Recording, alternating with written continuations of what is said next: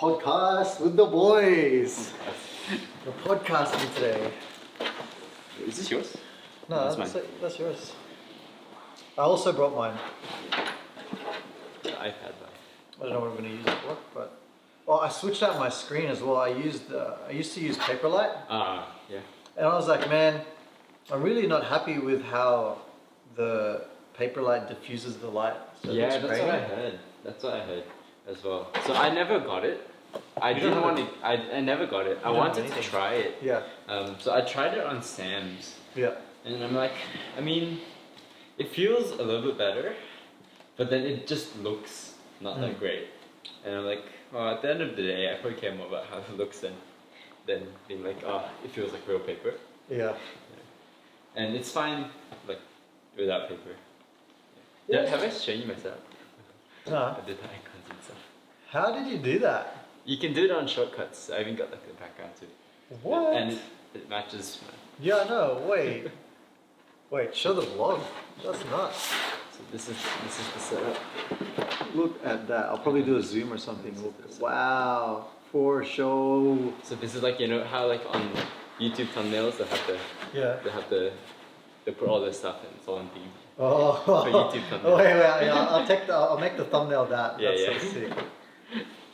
Damn, dude. Yeah. No, so you do it on shortcuts. Shortcuts, like. So, okay. So you're good, you have the shortcuts out, and then you just create a new one, and what it does is it opens up an app, and then you create an icon for it, and then you put whatever picture or whatever you want, and then you just... So you do that one by one? Yeah, one. One by one, bro. Oh my, is there like surely there's like something better. No, this is the way. That's the way. Yeah. So, if you're like, if you care enough like me, because you have to do it once and like, okay. But I might do it again to refresh it every year. God. I'll do it every year to refresh it or something. That's too much, man. It'll take like an hour. Hours. It'll take like 2 hours. It's gonna be 2 2 hours. hours of your life. 2 hours of life. Yeah. So $120. I paid $120 for this. No. Let's compare it. I was watching a video from Ali about talking about like whether you should get like the 12.9 or the. Is this the med student guy? Yeah, the med student guy. Yeah. Yeah. I think it's. I don't know. For me now, probably this is. Oh, it's what I got. So I don't need to change it. But I think the 12 is too big. I was thinking about it too, and I was like, as soon as I got this, I was like, it's worth it. Yeah, it's definitely worth it. But I think for multitasking, it's good. Slightly better. Yeah. You mean the big one? Yeah, the big one. I don't know. I haven't really. In what ways? You just can see more. Like for example, I'll show you. This is like my calendar app, together with my to-do list, right? And it's a little bit cramped on this side here, and you can't really like. I can like get rid of this, and that's better. Right? But it's still a little bit cramped, especially if you're trying to see too much, you know. So it's like if I pull this out. Actually, do you know how to see the week view in your calendar on your phone, or is that? Which calendar are you using? Are you just using Apple Calendar? Yeah. So I'm using a different calendar. Mine's fantastical. Have you heard of it? No. It's like a different app, so it's different. Mine I just turn it to the side. But maybe I don't know about yours. Because mine's different. But and you book everything in there, and it syncs with your iCloud. Yeah. Because it syncs. It's really Google Calendar. Dude. I use my Gmail account. Okay. But there's no way to look at it because for Google you can see the week view in one go, like vertical. Whereas this you have to like tilt it. Good. Oh man. Just use iPad then. Most of my calendar stuff, like, I'm not putting things on my calendar on my phone or like trying to check. It's really just checking the calendar, and I mostly just do it here. It'll just tell me what I have on today. So it's good enough. Like if I want to do like serious calendar editing, I'll do it on my iPad or my laptop. That makes sense. Do you have your Mac with you? No. It's rendering stuff and then uploading stuff on it. The 24th vlog. Yeah. 18. Isn't like Day 18, but the 24th and the 25th. Yeah. I'm keeping track. It's man, I didn't realize how long and tedious the editing process is, especially like every single day. Yeah, doing vlogs every day seems like it'd be a lot of work. It would take off like at least 4 hours altogether, including like filming and stuff. Yeah, I think it's good though for somebody who wants to like go full time into the YouTube space. A 30-day 30 vlogs is like a really cool strat.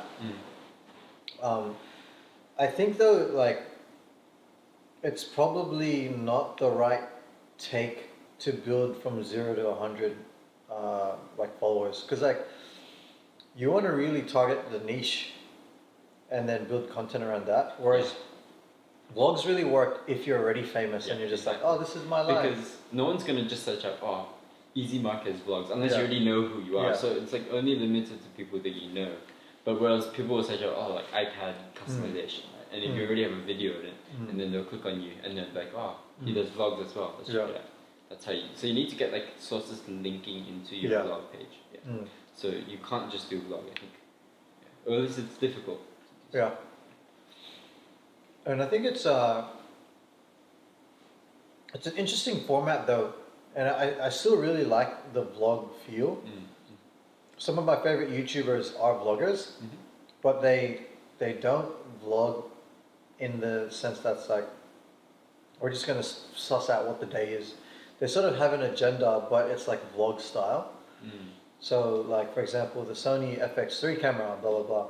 But then they do it in a vlog style and they review it through the day. And it's like, they take, I feel like the way you structure it, it's like, because it's so integrated into your life, you're going through the journey with them through like discovering the ups and the downs. It definitely is like a whole day event, but I like it. Yeah, there's another guy I was watching today. He does it completely on the other side of content creation. It's very like just straight into it. Like if you were to make a YouTube review, you'd probably do it like that. It's like really like clean aesthetic, really fancy looking, as in not bougie, but just like clean and fancy, right? I love like, B-roll shots and stuff. Not B-roll. It's just like it's. Let me see if I've got it. His name is Olior. Oh yeah. Ultra Links. Oh yeah, I know. Olior, yeah. Yeah. So he's got a really clean aesthetic. Yes. And so he just makes, it's just a really simple. Hey guys, it's Ollie back again, and then go straight into it. This is the issues. This is what I like about it. This is a catch, and then cool, like, subscribe. And it's just like it takes 30 minutes to write up the script, 30 minutes to record, another 30 minutes to edit, and then that's the video done for the week. So it's like really simplistic, and I also like that.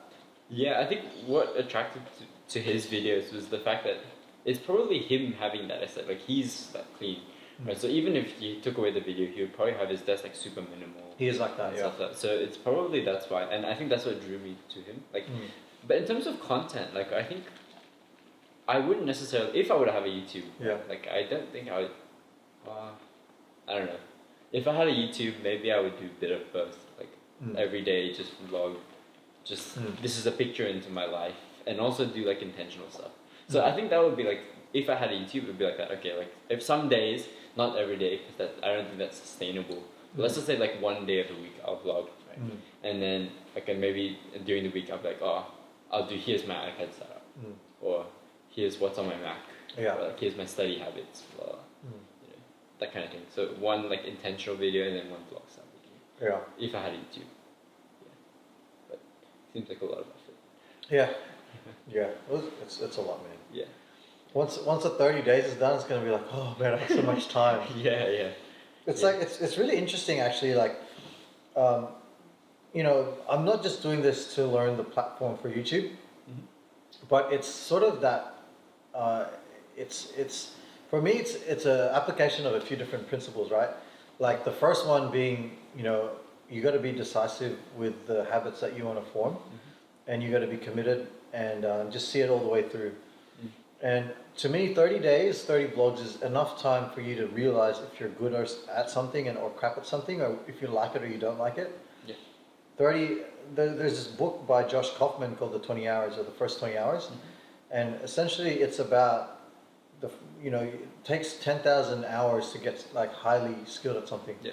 But you can actually learn something in 20 hours if you just optimize how you learn in those 20 hours. So it's a system and it's a process. Okay. Part of that process is getting fully immersed. And then the other stuff is just sort of figuring out what the end result is that you actually desire, and like back engineering it until you figure out all the steps and all the things that you need to learn to get to that. Yeah. So, so that's sort of like the concept that I've been using with vlogs and podcasting and Instagram. And then on top of that, because now I have like 2 hours of vlogging and 2 hours of editing out of my day every single day, it's like, man, I need to become like ultra strategic about my time. Yeah. And that is another concept called having skin in the game. So I talked to this, my old mentor in Tamworth, who was the business owner for the exercise physio group that I was working in. And so and he's one of the keynote speakers for the physio organization in Australia. So he'll go and speak in Brisbane and all these different places. And he coaches and mentors heaps of business owners in the industry. So I was asking him, like, man, you're a big dude in the industry. And what's sort of your thoughts on like time management and just building business? And he said, the number one tip that my mentors would tell me is you just need to have skin in the game. Like, you need to put yourself in a circumstance where like if you don't go all in, you're going to be all out. And like it's going to have to cost you something. And like biblically it makes sense. Like when David was wanting to get a gift, I think it was for his mate. David's mate was Jonathan, right? The son of Saul. Oh yeah. And he was like, I don't know if it was Jonathan or someone else, but he was giving somebody a gift. And he was like, I don't want to give a gift that doesn't cost me anything. Because what does that gift mean, right? A gift is like, one, it should be sentimental and it should make the other person feel good. But to you as an individual, like it has to cost you something for it to mean something to yourself as you gift it. Yeah. Like, because motive, and the meaning behind that is like the motive matters, not just the response and the reciprocation. Yeah. So like bringing it back to like what I was thinking about with business and with the vlogs and the podcast is if I get myself into a situation where I have to be all out for my business because my time is restrained and I have to be immersed in vlogs, it forces me to focus on the majors. Because I don't really think straight, like I think laterally. So for me to think like as an INTJ, you would be like your number one function is knowing, like intuition. Mm-hmm. Like you know very quickly, like I know what to do. Like you think very straight. Whereas I'm extroverted intuition. I have to source out a million different answers before I'm like, and I have to try all of them, and then I'm like, oh, this one's the best one. Mm-hmm. So skin in the game gets like all the crappy options out straight away, and I like that. Right. So I'm like, all right, if I only have like 2 hours to win in business, what do I do? I'm like, all right, I have to do this, and then I perfect it. Right. But with that, like you don't. So are you saying that like when you have a bunch of options? Yeah. You need to try them all out, or you feel like naturally you'd want to try them all out and naturally. Then decide. But so by doing this, you just throw all in into just something, right? Where you have an intuition as to that thing's probably going to give me the most value, and then you just do it and you go all into it, and that's why that's helpful for you. Yeah. Okay. Yeah, I think it was sort of like a learning experience for myself as well, trying to understand how my personality works and how I think. I didn't think personality really matters that much. I always just from church and Bible college, just like you just need to adopt these certain postures in life, and then you're gonna win. Like at Bible college, they teach you got to be A, B, C, D. You have to be faithful. You got to be obedient. You got to be consistent. Plan for the future. Pray for the future, and all of this kind of stuff, and adopt all of these postures. But I was having this conversation with one of my new clients, Evan, this week, and he said, why is it that some people can just see something and get it straight away, whereas other people, and the context was fat loss, some people can just, they haven't been to the gym, haven't eaten anything or anything good, then all of a sudden they make a decision and it's easy, boom, they can lose weight and get fit. Right. Whereas, why does my girlfriend get fatter by the day and I have to train with her to work out and she still can't lose weight? Like, that's what he said to me, and I was like, oh, it made me think of a highway. Some people, to get to the fast lane, some people are just one lane away, whereas some people aren't even on the highway, they're merging in. Yeah. And that's like personality types and like cognitive bias and different habit formations as they progress through life. Right. So if I look at myself as an ENFP, it's really hard to like find a solution intuitively straight away and be like, oh, I'm going to stick to that and run it. Like, I've never been that person in my life at all. Which is a pro and a con. I can see that. Right? Yeah, Yeah, right? Like, it's like, how many times did I change the direction at youth group, like in terms of like methodologies? Like, all right, we're going to run it this way. Oh wait, jokes. Let's do this. Yeah, and it was interesting because like how it played out in mentoring is that whenever we came and did a mentoring session, there was always something new. Yeah. Right, like you talk about, oh, this is what I'm doing right now. Like for example, like in the last 30 days, it's your vlog, right? That's a big part. Yeah. But then maybe like the last whatever session we would have had before, it would be something different. Like maybe it's like Bible reading, whatever. You know? Yeah. But it's always something new, and that's how that played out in mentoring, which is I think what like a lot of value for me, because then it gave me like, oh, I could see this, I could take this and take this, and whatever worked for me. But yeah, so I had a question for you. So like with coming back to all of the social media vlogs and stuff. Yeah. So do you reckon that check whether it's rolling? I'm going to put a timer because it has a 30-minute reset. Yeah. Yeah. So is your vlogs for business or is it for personal, or have they already just basically merged? That's a good question. I haven't decided yet. Okay. Classic ENFP. I haven't decided because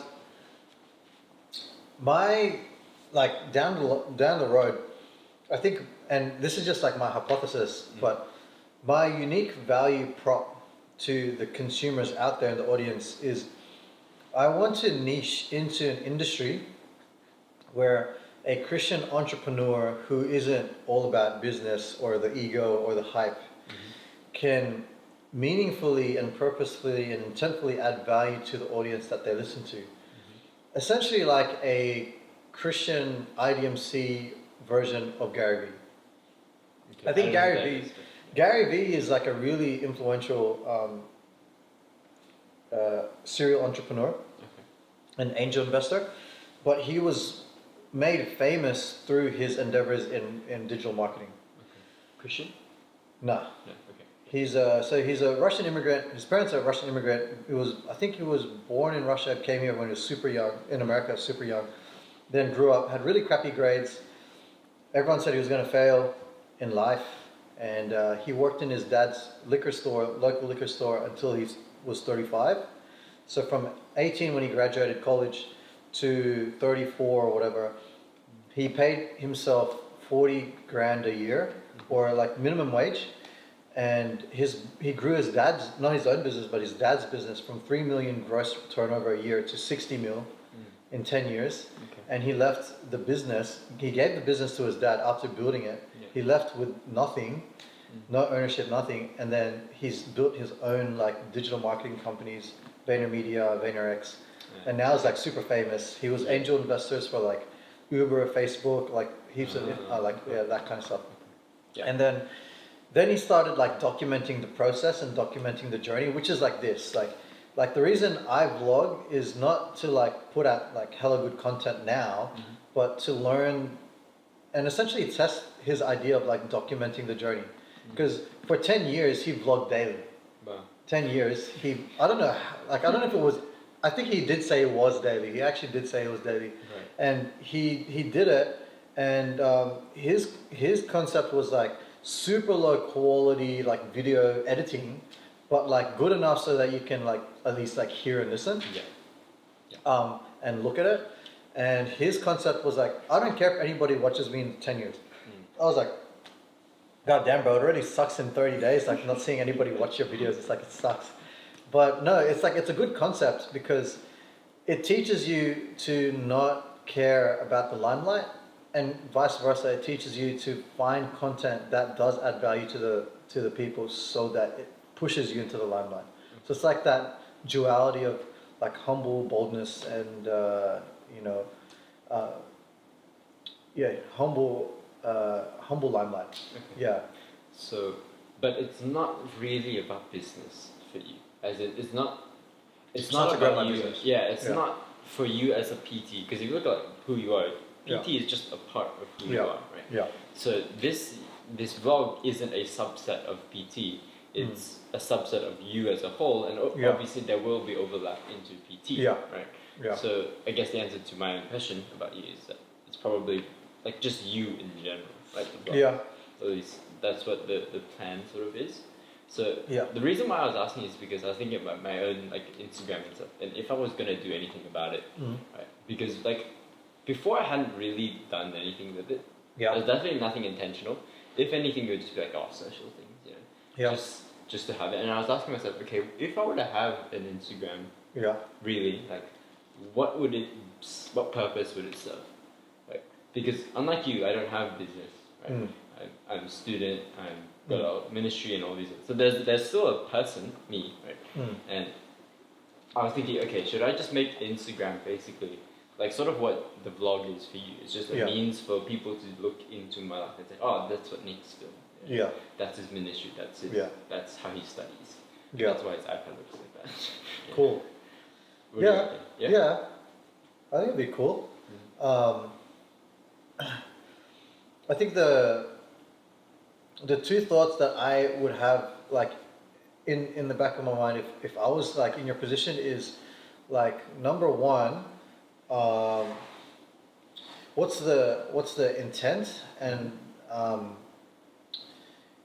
and this is something that you don't like establish before you do it. It's something you establish as you journey through it. Is the intent is never like more followers. It's always like two things: value add to the people who you follow, your friends who follow you, so which is your friends. There's not many people who are like 5-10K like Instagram famous dudes. Yeah. And so, really the only people watching is your mates. So it's the value add to your mates, and also the non-limelight attitude. Like you can see like some people on Instagram, they're building it just for the followers, and that like sucks. Whereas, and they happen to be mostly girls.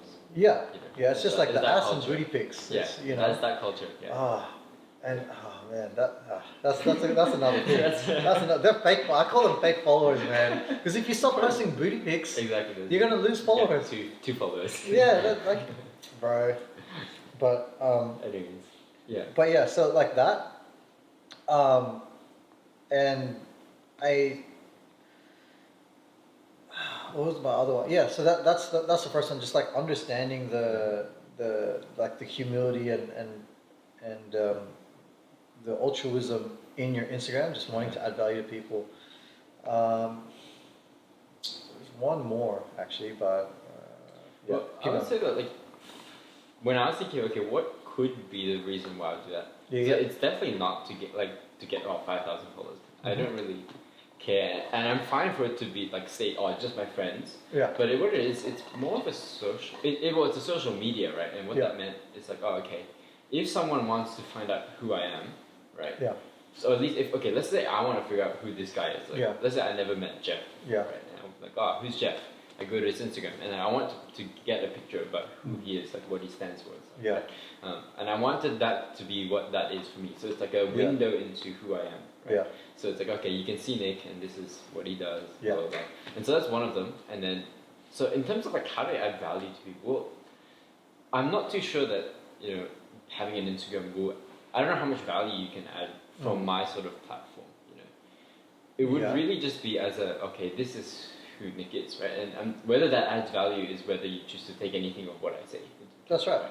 Yeah. Right. So, but yeah, that's pretty much it. And like maybe the other thing would be okay, documenting it just for my own history, so that I can look past in 5 years time. I'll say, oh, this is what I was doing 5 years ago. Yeah. You know? And that's I think that's got value for myself. Yeah. That's not value for anyone else. Yeah. No one cares. Oh, what Nick did 5 years ago. Yeah. Yeah. Yeah. Yeah. I agree, man. I think it's a good place to be in. And if you're gonna do that, where it's like, oh, who is Nick, then you. It's tricky because if you set your profile on public, then any employer can see you. Then it immediately becomes a secondary LinkedIn platform, which is then what you don't want. But then if you have yourself, why do I not want that? well, you don't want it because sometimes it's very hard to, as an employer, it's like speaking from experience. Like I just look at somebody's Instagram and it's not even like. It's because it's first impressions. You see photos, and no matter what, like people have always biased, like intuition, and they see something, and no matter what, that's their first impression of you. Okay. And whether that is what you want them to see or not, like you don't have a choice because it's just your top 9 posts that's there when you first land on your page. Right. It could just be a really crappy season in your life for those like 3 weeks of photos, but their impression is like this guy's maybe like. You know, then you have to like highly censor it, and then it becomes like a LinkedIn platform. But the other benefits, I think, on the social side, if you know, Nick is like, I want to know who Nick is. Let's jump on his thing, and then you're on private, so they have to request, and I think that's fine. Then you can post as much stuff you want and look whatever you want. But like for an employer, and especially if you don't want them to find out like. If you want to look ultra professional, and obviously there's no one who's ultra professional, there's no one who doesn't have a life outside of work, but like, there's a reason why LinkedIn looks really professional and your Snapchat's private. Oh, yeah. So I think if that's where you're headed for Insta, sort of closer to that Snapchat personal, this is my life sort of vibe, but it's a mix between Snapchat and LinkedIn, where it's like, it's not just fully memes and like dumb stuff that you post on Snapchat, but it's like, it's my whole life, so it's what I also do at work, and it's also like what I study. Well, I guess the difference between me is that I don't really live like a meme. Yeah. You know, so maybe it disregards that point a little bit more, because firstly I don't really use Snapchat at all, right? In fact, I see Instagram, by doing that, I actually feel like I'm bringing it closer to what LinkedIn is as opposed to what Snapchat is, because, well... One sec. Yep. Well, like, you notice that you never really use... like, I don't know, like, you notice that Snapchat was like the first one to do stories, right? Like, and then Instagram did it. Yeah. And now, or at least from my experience, no one posts on Snapchat stories anymore. It's all Insta stories. I mean, is it just me? I never used Snapchat, man. Okay, yeah, well, I hardly used it ever. But I noticed, like 4 or 5 years ago, before Instagram, Facebook started doing stories. Yeah, it was all Snapchat. It was all Snapchat. Yeah. Snapchat did the stories first. Yeah. And then Instagram did it. And then everyone just started moving all to Instagram. Yeah. And then Facebook did it. But everyone had already just moved to Instagram, so no one does it on Facebook. Yeah, Facebook is... It's for the... It's the stories of 30, 40 plus year olds. Yeah. So Instagram is where the stories are at. And so I'm not sure whether, like, even if employer sees it, it's who I am, and I think this could change. But I feel like from now, if I were to do it, I'd be fine. Okay. Them seeing, maybe not in. I would agree. Like, if I was to look at yours, because you're quite like, you're not as open as I would be posting with stuff on my public, like Instagram. Like every time I look at yours, there's like, it's like one story a week, and it's just like me with mates, and it's a still shot, or it's like you taking a photo of the sky like 2 a.m. And that's the extent to which. I want to change that if I can. But. Okay, cool. I still think you probably wouldn't have it. Like I say that it's because like that was my issue, right? Many times from like Andrew seeing, and I want to say possible, but I don't think he said directly. He said it through Andrew that I needed to shut my Instagram out. Remember that? I had to I went on a 1 year pause. I remember. Yeah. But I think that was bad, bro. Well, I don't necessarily, but that's different. That's church, not necessarily employer, right? Well, yeah, I think it's worse. I think it's like it matters Okay. more if it's church than an employer. Well, yeah, it does, but Yeah. it's not employer. I don't know. Well, I mean, I was on staff as well, Yeah. Okay. Yeah. Fair enough. but like, yeah, it was that bad where they're like, man, you gotta shut it down. I was like, okay, I got Yeah, you. I remember that. Woo, yeah, but definitely in retrospect, I think it was the right decision. Like, man, I was talking so much crap. I was like way over there. Yeah. ENFP. And I think even right now, I'm looking at the content that I'm making. I'm still like, I'm going to take all this down after I finish my 30 days. But like, it's sort of just how I explore through life.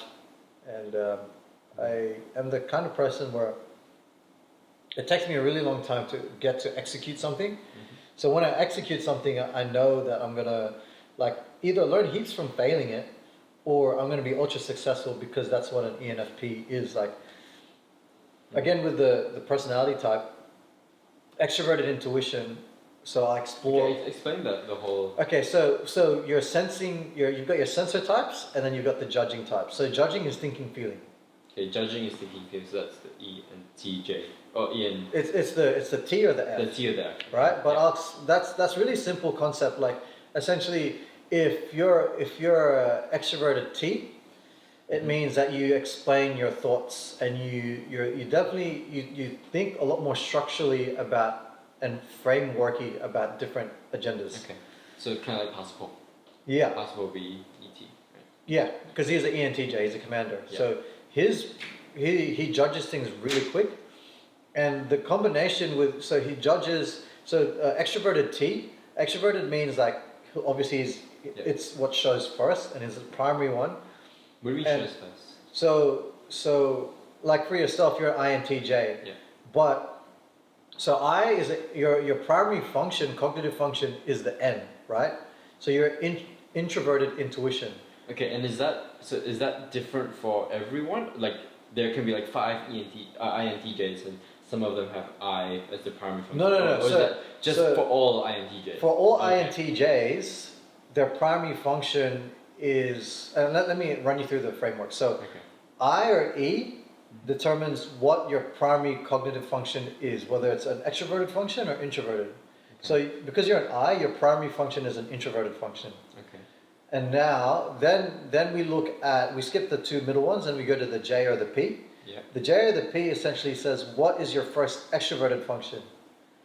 Right? So for anybody who's an E whatever, their extroverted function is their primary function. So ENFP. So my first function is an extroverted, and P means it's the sensing, not the judging. So it's either the N or the S, and I'm an N. So it's an extroverted intuition, and that's my primary function. Okay. But for an INTJ, it doesn't matter because like your first primary function is always the introverted one. Okay. So an INTJ is primarily an intuitive person, but they look like a thinker because they're extrovertedly thinking and expressing. Okay. So let me go INTJ. I'll do yours again. Yeah. So your INTJ. So your first function is introverted, and the J means that the first function that is extroverted is the thinking function, which is judging. Right? Wait, the thinking function, which is... So the thinking and feeling are judging types, the judging functions. So when you say judging function, you're not about the J or P, right? Let me. Because INTJ means INT. So the J or the P aren't functions. Okay. They're a description of which function comes first. Oh, okay. Yeah. Right. So okay. here we go. So we got an I, N, T, J, and you've got S and you've got F. So sensing, feeling, right? yeah. So you've got your perceiving functions and then your judging functions there. Okay, so that's called the judging function. Oh, okay, I see. So that last one tells you, okay. Cool. So we've got your introverted or extroverted. Then you've got your perceiving functions N or S, or intuition or observant or sensing.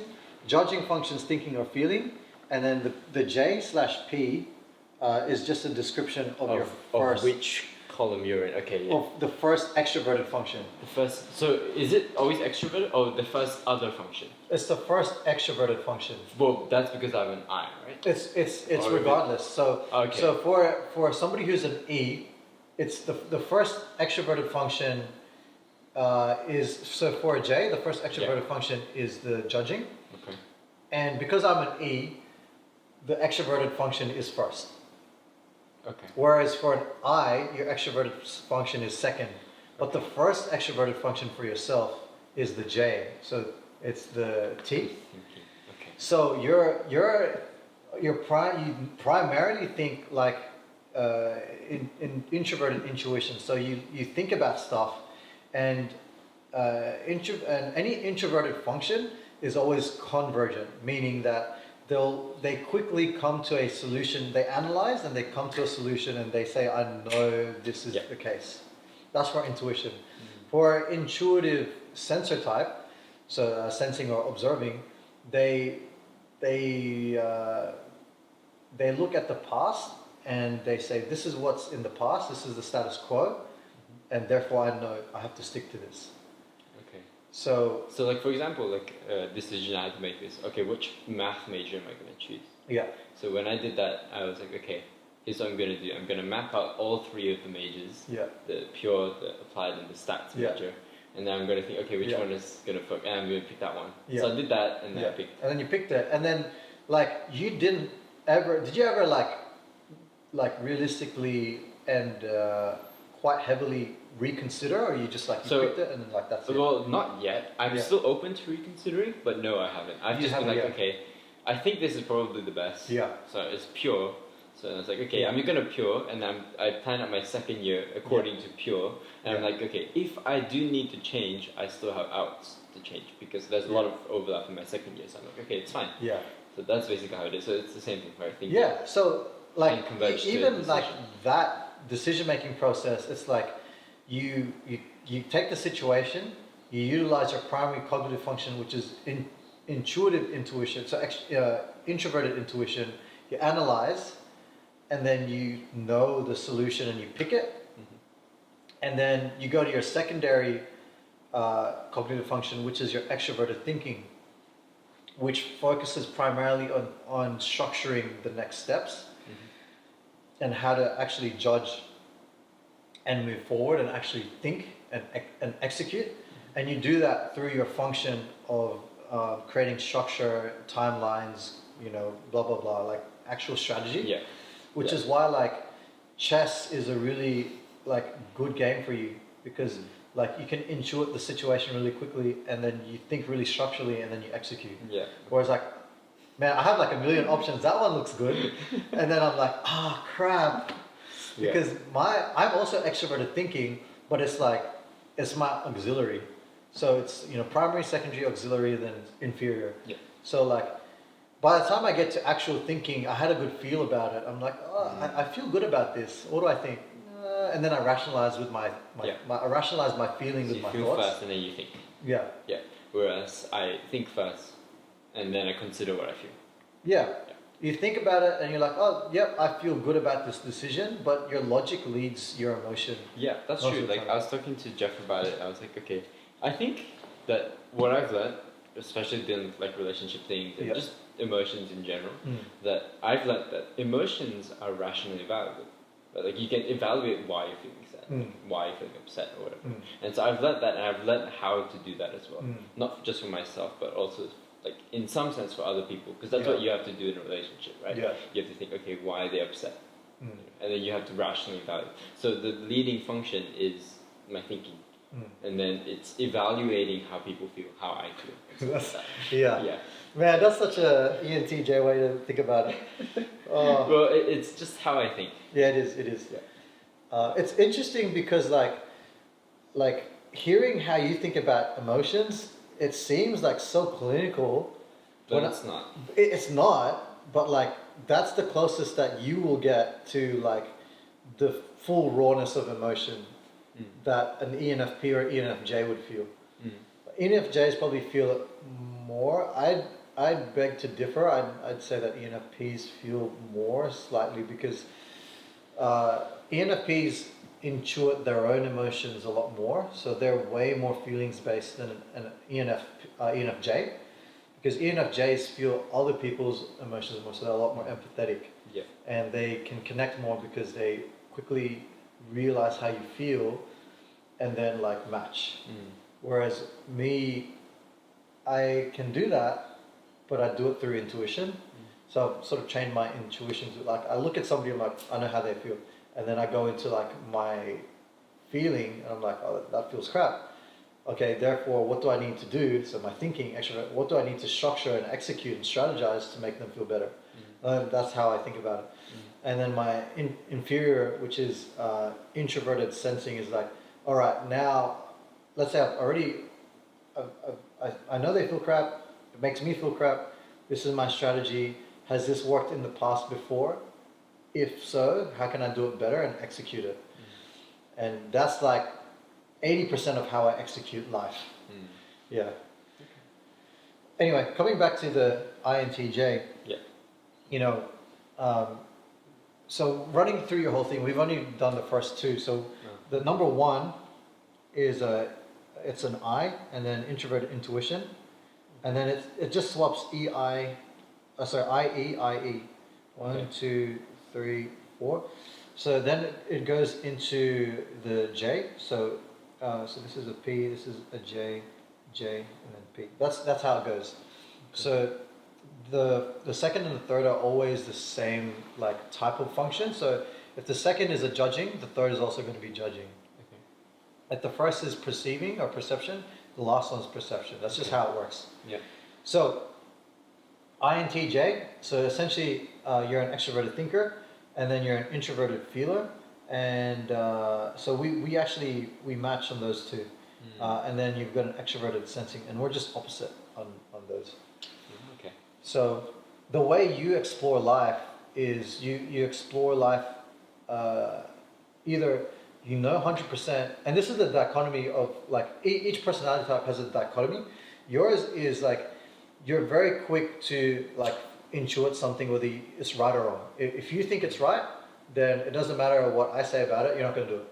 Like I told you to break up with Vic before, and then like you kept going, and then you broke it off, and then you went with Bella, and I said no, don't do it, and you went because like you just intuited. I think it's right, I'm going to do it, and that also matches up with your extroverted sensing. Yeah. Those type of people like to experience new experiences.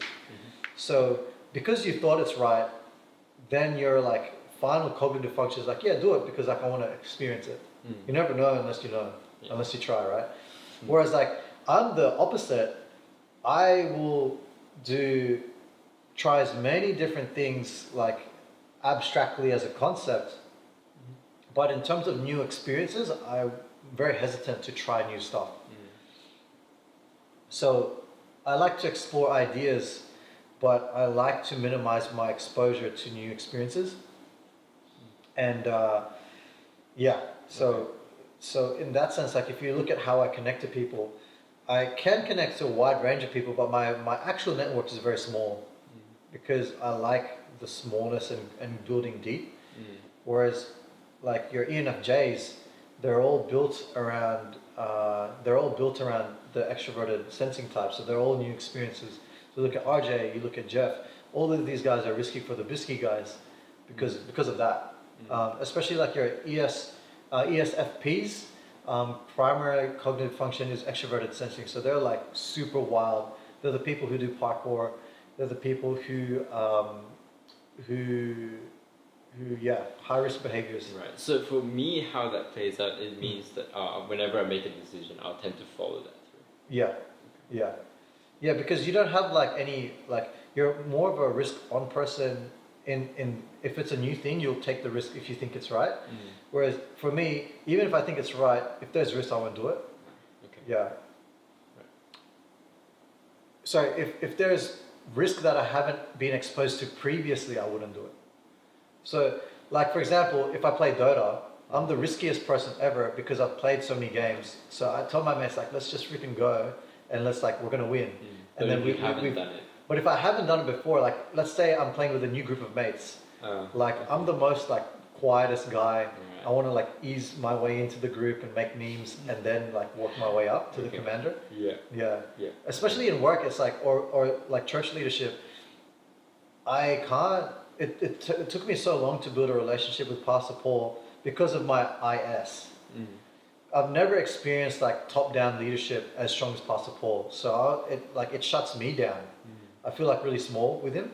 So it's like, man, how do I just like get on his level? I know, and it's me thinking like intuitively, like I'm never going to reach this guy's standard. So like it makes me small. That's just like the nature of the IS type. The pros of it is that it's highly perfectionist in terms of like work ethic. So if you look at anything that I do and any concept that I talk about, I've already refined it by the time I'm talking to you. So I have like a high degree of like conceptual understanding about XYZ. Yeah. And I think I like to have that, but sometimes, so I notice that sometimes I like to think through things with people if possible, or really in depth by myself. Yep. Right. So it's like either I do it like, I spend 2 hours a day thinking about it, right? Yeah. Or I think it through while talking to people, which is sort of what we're doing right now. Which is like this in a nutshell, right? Yeah. Do you think by yourself or you think with people? Yes, that's right. Yeah. But I do both of them, right? Yeah. So like Yeah. lately it's been a lot of ES, I think, Yeah. because coming out of lockdown, Yeah. like making more closer friends, Yeah. a lot of that has been happening. Yeah. ES, but before, while it was in lockdown, it was a lot of IN. Yeah. So yeah, it's cool, man. It's a really good framework, and it's good that you can relate to this too, because the more that you can understand this, the more I feel like I've been able to learn how to read people and understand their cognitive functions and how they will behave and predictively behave in the future. Like if you want them on your team, or you've probably heard this, like people from church, like Andrew or Sing or whatever, they'll be like, oh, they instantly made a judgment about that person because, and I'm like, how do you know that they're gonna not be like good for the team, or they're gonna be flaky, they're not gonna show up on times, because they've like refined this understanding of the framework. Yeah. So is this is Carl Jung, right? Am I right? Cara, I think so. Yeah. I actually don't know who made this. My mate James was talking about who made this. I can't remember. It's in the blog, yeah. Yeah. Because I want to read more. Like one of the things I wanted to do this was also to understand like personality a little bit better. This stuff was built on top of ENTJs, like built on top of the Myer Briggs framework. So I think the understanding of cognitive functions was an idea that was conceptualized after Myer Briggs. Yeah. Okay. So they sort of just iterated it, and they're like, oh, they're actually like, this is what it means, even more like in depth. Right. Okay. Yeah. But yeah, look into it for sure. Yeah. The website I use is, I think I linked them to you. Yeah. Okay, link it to me again. I'm not sure which one it is, but yeah.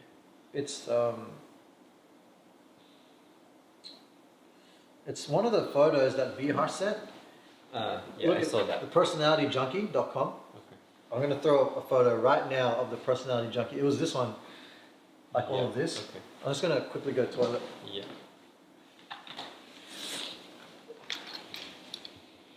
I'm making nasema. Oh. So, gonna get you fat. Ooh. Tempting. Join it, go.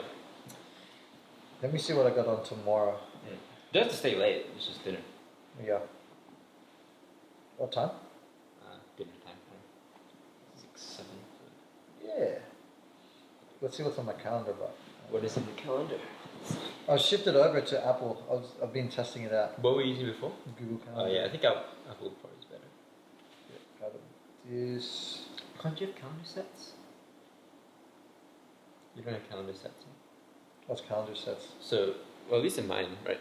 I can select a couple of calendars and have that as like, okay, so I'll show you.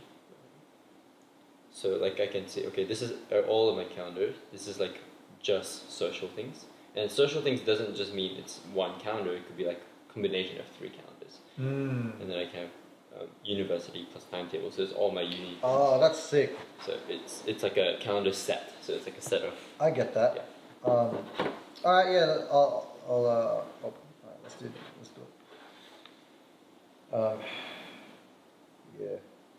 Okay, what's on tomorrow?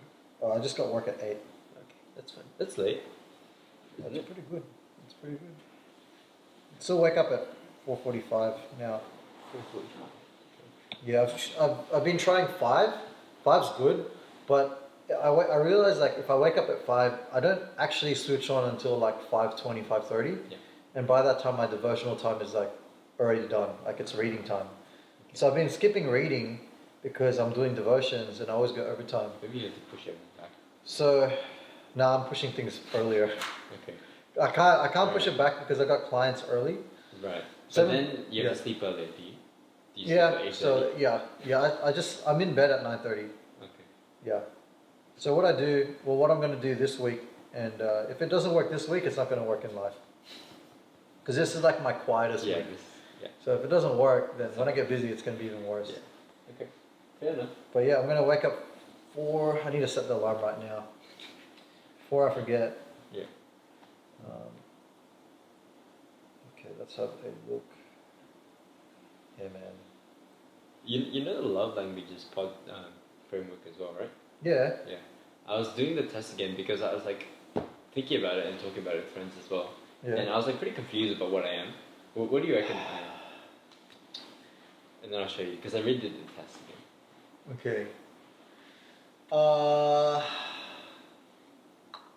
So we got service, gifts, touch, time, language. Wait, language. Oh, Like words. Words. Is that your order? No, that's just the Oh, 5. okay, yeah. Oh, What would I say? you're right, man. Yeah. See, I would have to write stuff like this down because I can't conceptualize 5 things at once. Wow. Get on my level, bro. Now. It's because I like to think in deep with all of them. Yeah. And I can't do it if I can't So see we it. got. You know, there's 2 different types, right? Of The what? way that you like to receive and the way you like to give, Yeah. they're different. Yeah. Okay, cool. So we've got service, we've got gifts, we've got time, touch, words. Like to receive and like to give. So, do I think service is high up there for any of the 2? Probably, yeah. Gifts. Actually, we'll go with receiving first. Do you like being served? I feel like your receiving is probably. I could be wrong, but time and words is like top 2. Time and words. Is one of them in the top 2? Well, okay, I did the test, but it didn't tell me what was the difference between receiving and Okay, but what was giving. yours? What did you get at the top? Not those. What was this? So it's gifts and service. Service No, number it's 1. the other one. Touch. Yeah. Touch. Yeah. Well, okay.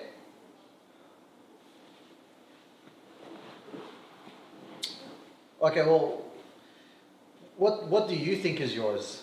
What From do I top think? down. From top down, yeah. Number Receiving 1. or Yeah, receiving. receiving. So when I did that, I think that was more giving. Actually, no, that was receiving. That was more receiving. Okay. Giving. Honestly, giving. Wait. You asked for giving or receiving? All right, let's do giving then. Okay, giving. I think giving. I actually am pretty attuned to whatever they are, and then I'll just give according to what I think yours is. That's what I. So I think I'm actually pretty adaptable to Okay. what the other person is. Okay. So, for example, David's not touch, Yeah. right? So I'm not Yeah. going to touch him. Yeah. Right. Yeah. But if his is like, what is David's?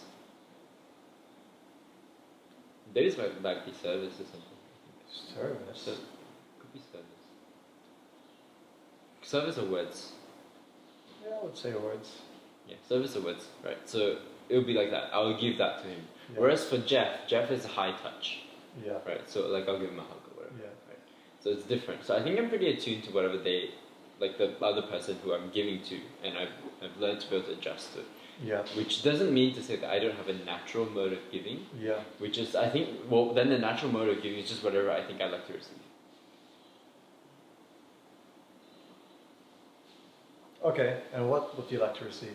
Well, so here's why it was funny and why I brought it up is because when I did the test, like it was actually it was touch, but they were all pretty similar except for one of them.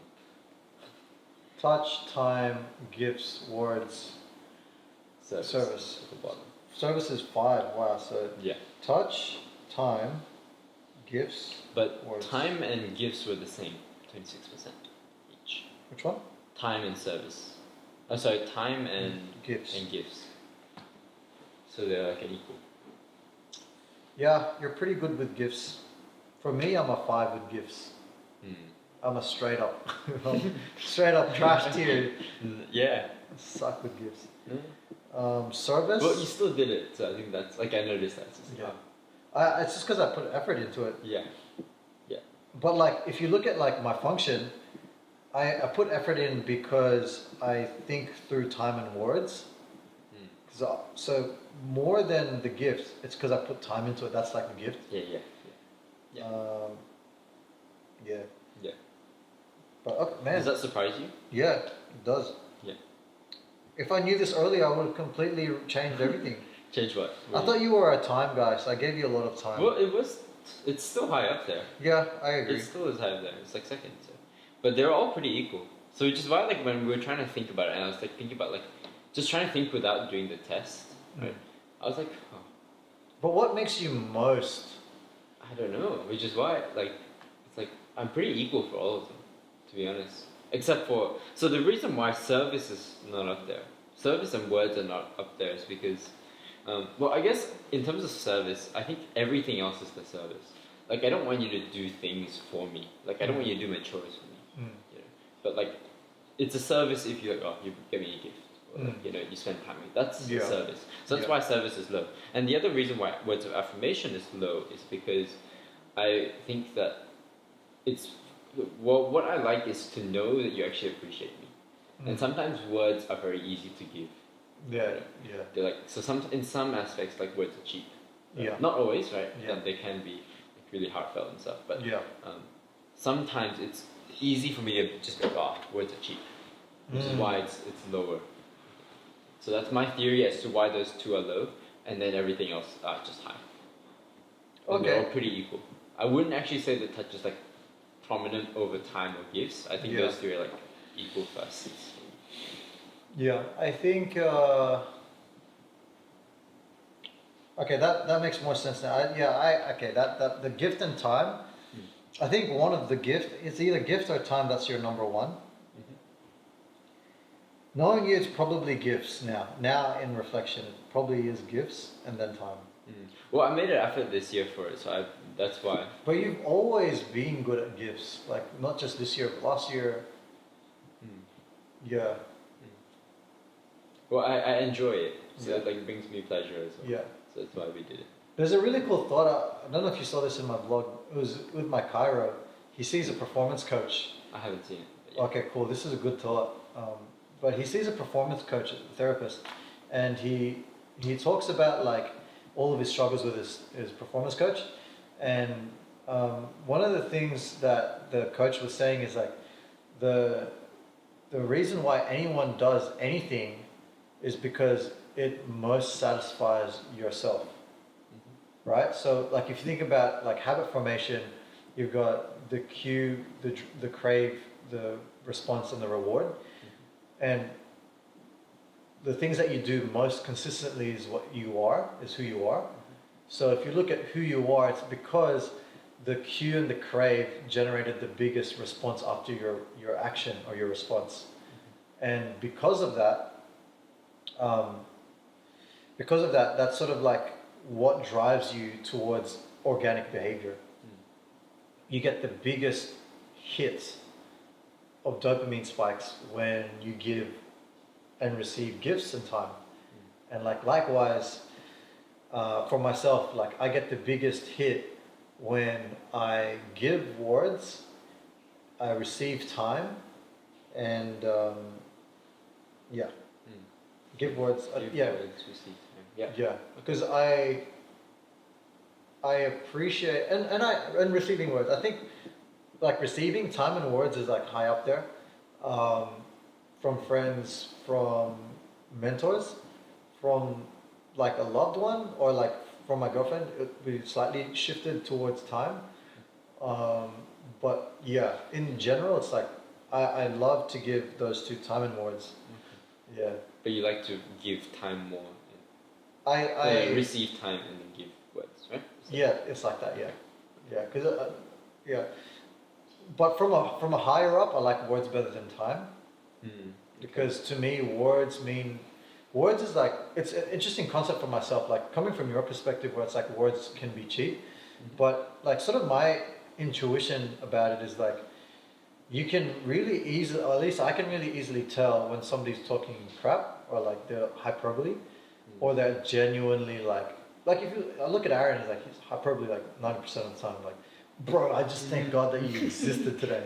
Like, and it's not a dig on him, it's just like, you know that it's a hyperbole, but if you hear something and Pastor Paul's like, hey, Easy, can I talk to you for a sec? I think you did absolutely amazing when you said this and you did this and you did that, and I'm very proud of you. Like that means to me so much more than like Pastor Paul giving me a book saying Merry Christmas. Okay. Yeah, like that's just me personally. Like, oh wow, and it's just like it's not that one's better than the other. It's the dopamine hit. Yeah. But the reverse like application of this is, well, at least from my Cairo, was that it was an insight in terms of his behaviors that were like self-destructive or also self-successful, or it drove him to success. Like for him, his biggest thing was like he needed and wanted to help people, and so because of that, everything that he would do, he structured his business around achieving a maximum result. And he would find himself always being so stressed and anxious with the clients that he didn't get a result with because he wasn't getting that dopamine hit. Yeah. And I thought that concept was like really, really crazy actually. And I can see like how my habits have formed around that too. Yeah. Yeah. Sure. By the way, do you want me to, are you joining for dinner? Yeah. I'll let my mom know. Yeah. Yeah. Okay. I'll let her know.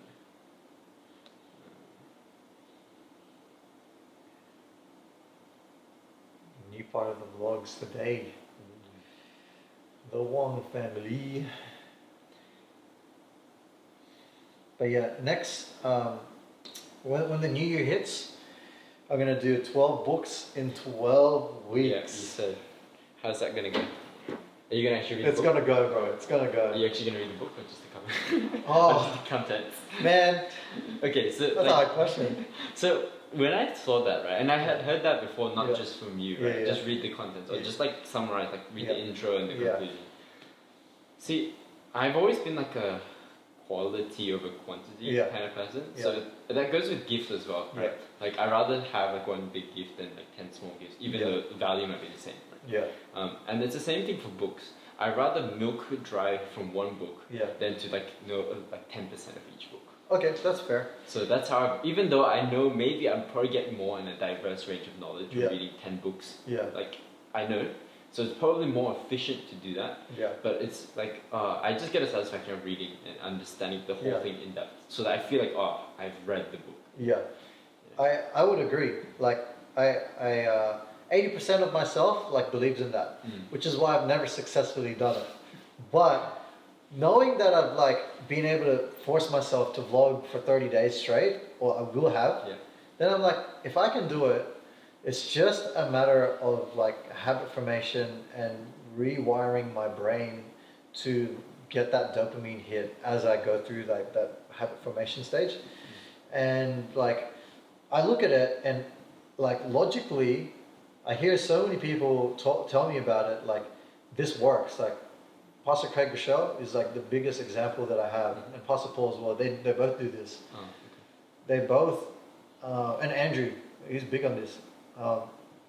They're all big on this like 80-20 principle. It's like 80% of your results come from 20% of the effort, which is like where the reading the first line of each paragraph comes in, and running all that. But the problem with that, according to my understanding of it, is that that's not a necessarily. So it only works if you're able to pick the the correct 20%, Yeah. right? So if you Yeah. don't, then you're gonna fail miserably because you're gonna have 20% that's worth nothing. Yeah. You know. Yeah. So I think so. My understanding of that rule is actually it comes from the fact that it's accumulation. It's basically like compound interest, right? Like you can invest for 10 years, right? But 80% of your wealth is going to come from the last 2 years. That's the real principle, right? It's the fact that okay, you have a certain amount of money. If you look back on it, like the most money that you've made is within always going to be within the last 2 years. But you need to have. It's the same thing actually with exercise and reps, right? We say that okay, well the most value you get out of the reps is from the last two, like before failure, right? Yeah. So that's the same thing. It's the same. Okay, that doesn't mean you can just do 2 reps and be like, oh, I'm done, right? I've done 2 reps because you need to have done those 80% to get to that point where you have the failure. So the value in those 8 reps is the fact that it brings you closer to failure. That's my understanding of the 80-20 rule. Okay, that's good, and that's a fair point too, because like I think about it, and the books that I've sat on for longer have like sunk deeper as like in terms of knowledge and application for myself. Like one of the books I've been sitting on for a long time is the Cultivating Your Inner Life book, which makes probably the most sense to like sit on. I've been sitting on it for like since the start of October 11th, so like when we got out of lockdown. Been sitting on that book, and I've even like preached messages on that at work. I just took Jesus out of it and said, "Here's the framework," and they're like, "Whoa!" I feel like there's something missing. And it felt so weird, like teaching it, just taking out Christianity out of it. Yeah, but like I've sat in that book for a really long time because I think it's like you said, the big value comes after you've like really like dug deep, and the penny drops. I think the general consensus is that like with the books that are released, like at least on the secular level, like again, you have to dig through the dirt to find the gold. And like some of these books will repeat the same stuff from other books, which is why I'll opt in to do that that method. Maybe I'm just like, maybe this strategy actually in retrospect, like it only works for people who have like more of an understanding and they just need the framework to be able, because they have so much experience and knowledge already, they just need the framework to consolidate their learning. Whereas like I don't have that experience or that learning, and I'm trying to fast track to get to the framework. So when I do get to the framework, it's like it doesn't sink. It's like me youth pastoring when I'm like 21 years old. Like I have all the frameworks and the methodologies, but we never really built deep in youth because like that experience and the conceptual like consolidation wasn't there yet.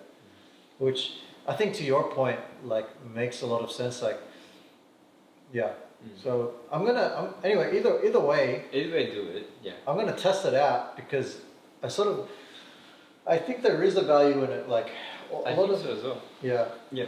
So the point that I was trying to make is not that it doesn't work. Yeah. I'm saying that the 80-20 rule doesn't apply to this, or not may not apply to it. May not. Yeah. May not. But I still think there is value because it is right to say that okay, well, if you already have the understanding, just getting the framework may be enough. And even if you don't, right, doing that may be more efficient than reading the whole book through. Yeah. So like some of that, like obviously there's pros and cons. Obviously the cons of, the pros of sitting on a book for like a month instead of 1 week. You get time to actually process, digest, conceptualize, consolidate, and apply. And apply as you're learning and consolidating. Whereas like 1 week, it's essentially like learn, summarize, and then you have a structure, and then you can apply it or you don't. And within 1 year, trying to apply 52 like completely different frameworks is probably going to be hard. Like Craig Rochelle talks about spending 1 year applying one framework. Like if you suck at your devotions, just spend the whole year building that. I was like, man, that sucks. But it's true, like, to that point, like, you know, if you can't even build one, why build 52? But then on the flip side, the information gathering may not pay off in the short term, but in the long term, you're like, oh, I remember, like, I read this book like 3 years ago, and now I look at my summary, Does it make sense? Yes. All right, apply it. Or still doesn't make sense. Let me just quickly reread a little bit more. You spend one more week reading it, and then you get it the second time. And like the total like net investment, if you're doing that strategy, is probably like a lot less in the long term. Again, like if we're thinking, if we use 10 years as our time frame, like you'll probably get the net result benefit at the 8th year, as you said, after you've experienced it and like, oh, I actually need that. What was that I learned? Like same with uni, like the main thing that I needed was a piece of paper. Like I didn't really learn that much. Probably the 20% was just like learning the anatomy and the actual like physiological mechanisms of exercise. All the exercise prescription stuff I learned outside of uni. It was weird. But then I'm like, oh wait, I need to learn this, and I quickly go back to uni. I'm like, oh, I have the structure for it. It never sunk deep. So then I go back and like, all right, cool, I got it. Then I apply it. Yeah. So I think, yeah, there should be a way, and this is what I'm thinking about after the 12 weeks. There should be a way where you can read fast and read slow in conjunction. Probably, yeah. So what I'm implementing in this 12 weeks is I've got an A stack and a B stack. My A stack is read weekly, and my B stack is read every single word. So this is my like read it at nighttime book, and there's no time frame. But So A or B? yeah, so my A stack is read it weekly. This is my 20/80 rule stack. Okay, so that's the fast reading, right? Yeah, the fast reading. I finish it in 1 week, and whatever I get from it, I get from it. Everything else is in a document. Okay. Yeah, so it's archived. And then my B list is it's the list that helps me to cultivate my thinking and dig deep. So these are like my spiritual discipline books, my A certain kind. cultivating inner life, mindset books, perspective books, and even to some extent like business books that like help you to really rethink. So like Principles by Ray Dalio, Personal MBA, Josh Kaufman. I think it's Josh Kaufman who wrote it, and that sort of like perspective enhancing books. Whereas like the other books that just give you a framework on how to build something, like Atomic Habits, James Clear. What's another one that I got? The Infinite Game, Simon Sinek. There's the Lean Startup. Like there's heaps of like those sort of, just need the framework and then you apply it. Business Chemistry by Deloitte, Sam Yap's dad's company. Yeah. Yeah, so that's sort of what I'm thinking of doing. I'm hoping it works out that way. Yeah. Try it and let me know how it goes. Because man, imagine that, like, but the only thing is like the time investment, the time capital required for like this learning. I think it's worth it. I think 2 hours a day for learning for somebody who has like not just the desire but also the not the passion, the continual resilience and stick-to-itiveness to want to learn because they like to read. I think it'll work. I think it will. So I know it will work for me. It's just like It may not work for everyone. I'm just trying to find a way to make it work for me, you know? Yeah, that's all that really matters. Like, Yeah. it doesn't matter if it works for me or not. Like, Yeah. I'll find what works for me. Yeah. What works for you probably doesn't work for me. Yeah. I realize like I learn quick and I learn quite laterally. So I never, it's hard for me to finish one book because by the time I get through a quarter of the book, I'm thinking about something else. So I pick up another book and I drop this book. So that's, I think I'm like the opposite. yeah, you like finishing one. I think I read slow Yeah. and I think about it for a long time Yeah. and I go very deep. Yeah. Yeah. Which, to your point, like, I think it's really good, and I'm trying to do that too, which is like the cultivating your inner life book. But I also recognize like I have a more primary like learning function, which is like that lateral divergent thinking, which I need to also optimize because I'm more spontaneous and I'm more inspired through spontaneity and lateral thinking than I am deep thinking. But the lateral thinking helps me to build deep. Because if I find something that like sticks, then like for example like then like I'm on it until 2 a.m. in the morning. and then I sleep, and then I wake up and I think of something else. Mm. So like I have spurts like that, and I want to like create a system that allows for that creativity without like minimizing my productivity. Yeah, man, that's a good thought. I'm glad I recorded that. Yeah, we're recording everything today. Yeah, Yeah, nice. but I was talking to Singh about this, and Singh's point was really good because he said he learned with habit formation. The number one thing with habits is you have to learn how to make it fun. And and aligning with what my Kyra said, like the dopamine hits and stuff like that, is you just got to find a way to make you want to be consistent at it.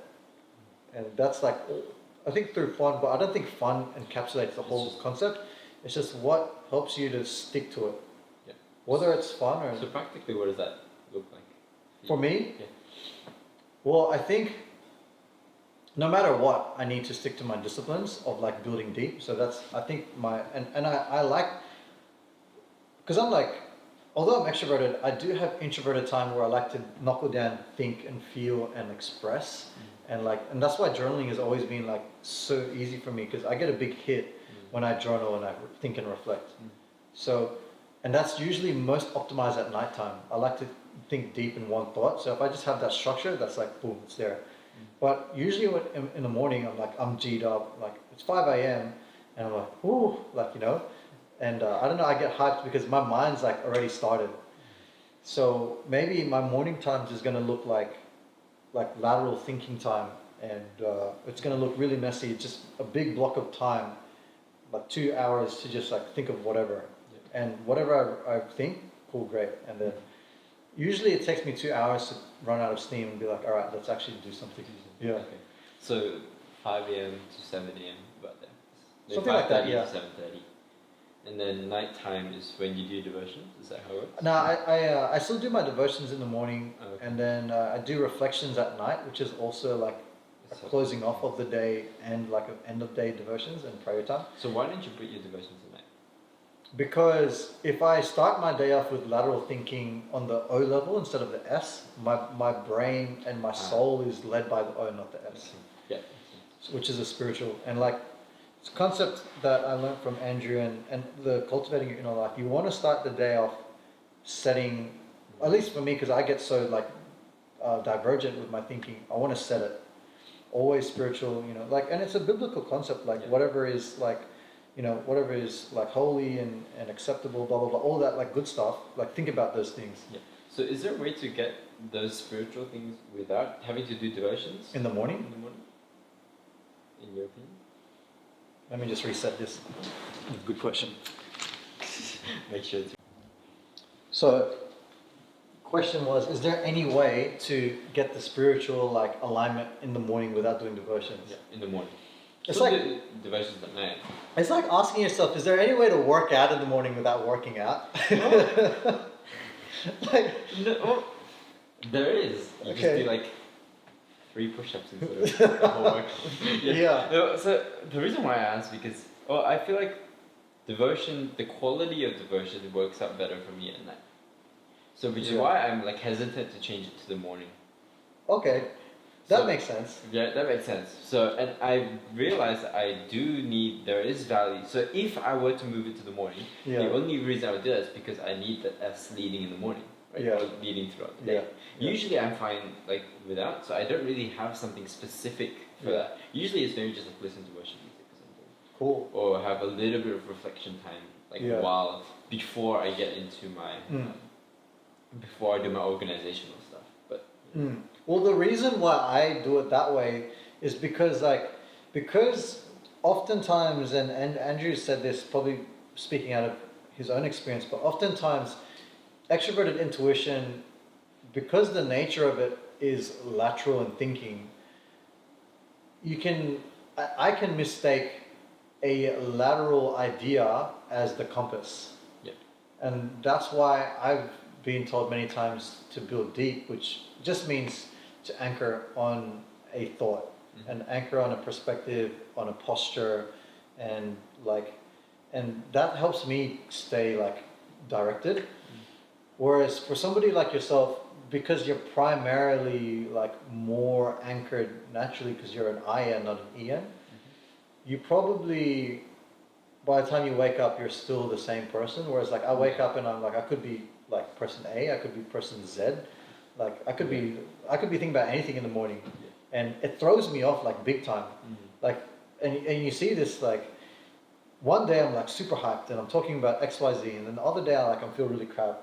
It's just like some days I just wake up and like I'm like that. So that's like my defense against like going off compass. It's just like my it's like my weakness. Okay. Whereas if for you, you only need like one worship song to be like you're switched on and like you know what you need to think about, then like maybe that's all you need. Or like prayer, or even just like 10, 15 minutes or 20 minutes to just like look over your devotional thought from yesterday. That might be it. That could be it, like, because for you, you're IN, so you're convergent with your primary thought process, but then like to actually execute on that practically, you're an extroverted thinker and you think like strategy and you think about like strategic application. But when you wake up first thing in the morning, like you have the thought, but you haven't had that time to like create the application. Maybe you just need to wake up in the morning and be like, oh, I did read about like Joshua's story yesterday, and this is what I wrote as my applications. How can I apply that today? And then you just do that. Make that. That could be it. Because I do that. I tried that as well. I found that I still need like devotions morning. I do it the flipped. So I map out my execution at night, and I do my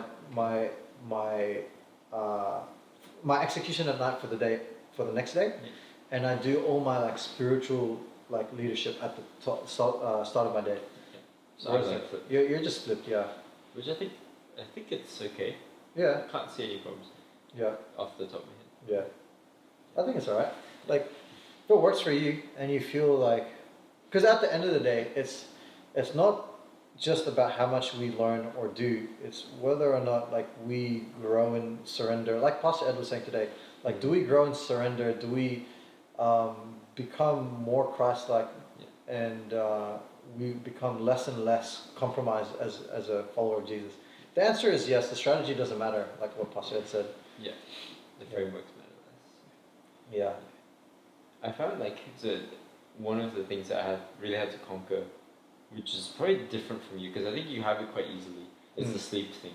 Right? Oh, really? Yeah. I find, so what I've learned about my own sleep is that as long as I get up outside of the bed for about 20 minutes, I'm fine. 20 minutes? Oh, man. No, as in like once I get up. But if I stay in bed, then I'm gone. Yeah. So the biggest challenge is not like waking up, because I mean waking up is just a lot, like being conscious, right? But then it's getting out of the bed. Yeah. So the hardest part is just getting up, and once I get up, I could have had like 4 hours of sleep and I would still function.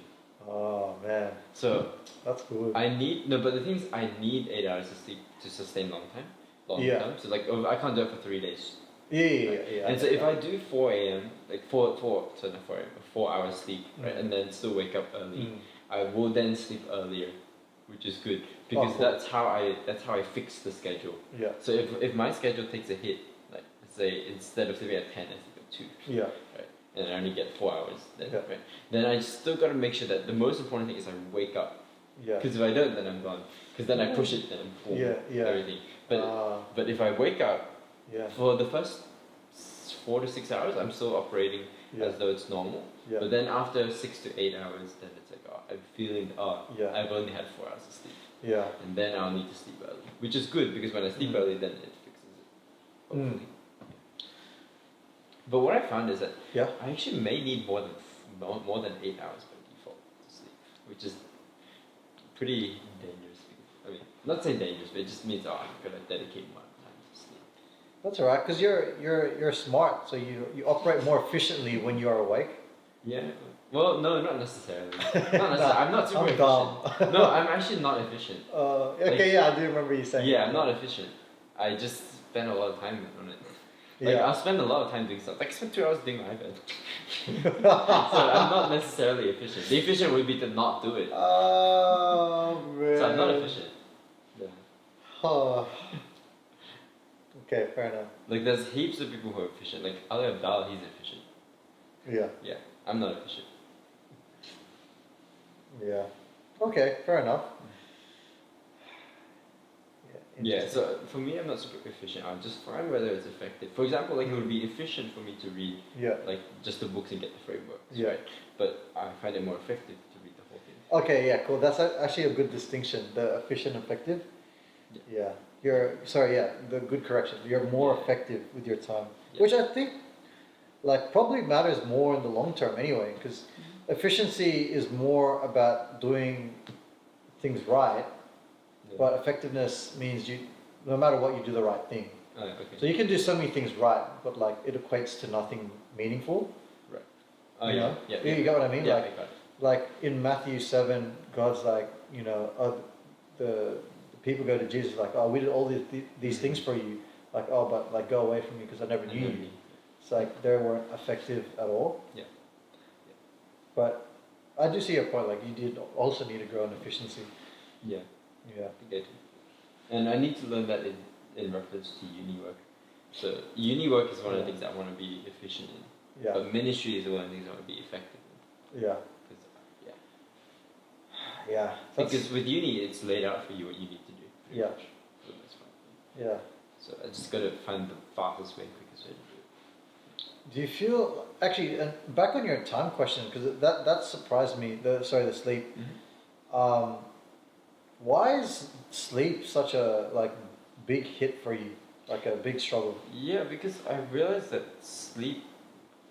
So the framing of sleep for me regulates a lot of things. Yeah. Like if I wake up late, I won't feel motivated, and that's where like my feeling comes in. Right? Or it's me feeling and emotions and just sort of mood in general. Yeah. Like even though I may have got 8 hours of sleep, if I'm sleeping 8 to 10, right, I just feel worse than if I would have from 10 to 6 a.m. Is that because you're like you? It could be you psychological. feel psychological, Yeah, I or is think it it just could like be. your body feels bad? It could be both. Okay. It could be both. Okay. But I think mainly psychological. It's just like, I feel bad for waking up at 10. Okay, I got that. You know? Yeah. And I feel like I'm being lazy, even though it's technically the same amount of time. And then I just end up not doing anything that day. Yeah, I get that. Yeah. Whereas when I do wake up at 6, right, I feel like, I got my life together. Man. And Wow. it's easier for me to get things done. Yeah. That's so funny. It's like if I wake up at 6 and like my day's wasted, I'm going back to sleep. Whereas like you wake up at 6 and you're like, yes, I won today. Yeah, because you wake up at 5 or 4:45. Yeah. But I gotta be careful because there's a couple of times where I've woken up at 6 Yeah. and then I eat a big breakfast because Yeah. one of the reasons I wake up early is because I'm trying to fit more calories spread across the day, if possible. Yeah. Because I tend to not eat late at night and dinner is pretty much fixed because Yeah. my parents cook, right? Yeah. So I usually don't have a midnight snack or anything. Yeah. So if I wake up early, I can fit more calories and space it out, right? So, but one of the dangers is like, I wake up at 6 and if I'm tired and I've had a huge breakfast, I just take a nap at like 11 Oh, or like 10. that's hard, man. Yeah. The bulk life. Long term, it probably doesn't seem sustainable for you. To do what? Big breakfast. Yeah. You need to probably do a big dinner. Have you ever thought about that? Big dinner? I do, but I'm trying to big everything. Oh, yeah, It's okay, like that's not really fair a big enough, difference. yeah. It's like big breakfast, big dinner. Oh, that's hard.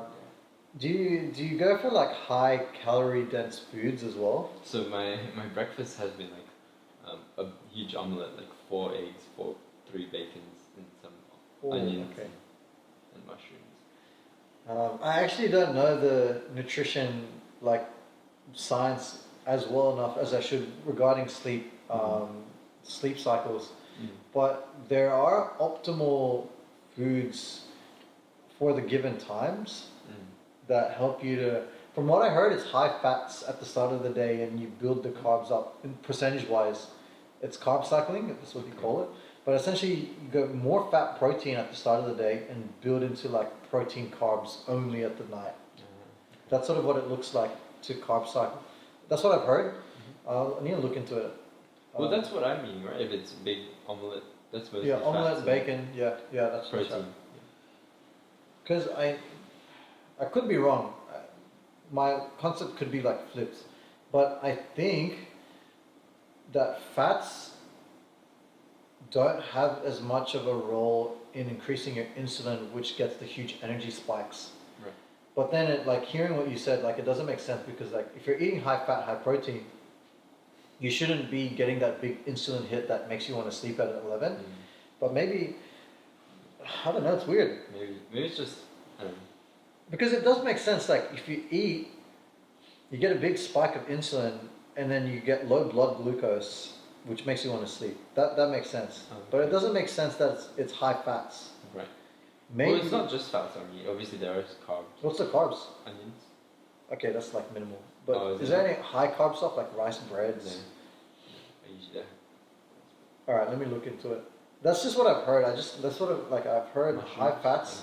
High fats, high protein is the best because it's like fats and proteins usually take the longest to digest. So the energy distribution through the day is going to be really good, and insulin resistance is going to be low, and your insulin production in like a short amount of time is going to be low if you do high fat, high protein. I don't know. It's just that's just happened a couple of times, so it's not. It's probably because you came off the back of like a bad sleep. No, it wasn't. My bad sleep wasn't like time sleep. It wasn't like I slept late. I think. Oh, It could be like the quality of sleep, maybe. okay. Maybe. Yeah, I need to look into that for sure because I definitely, yeah, I don't know it well enough. Okay. Yeah. Oh well. But yeah, so sleep is a big struggle for you. Yeah. Well, managing it. Managing it. I think I've got it, ish. Okay. It's much better than it was a while ago.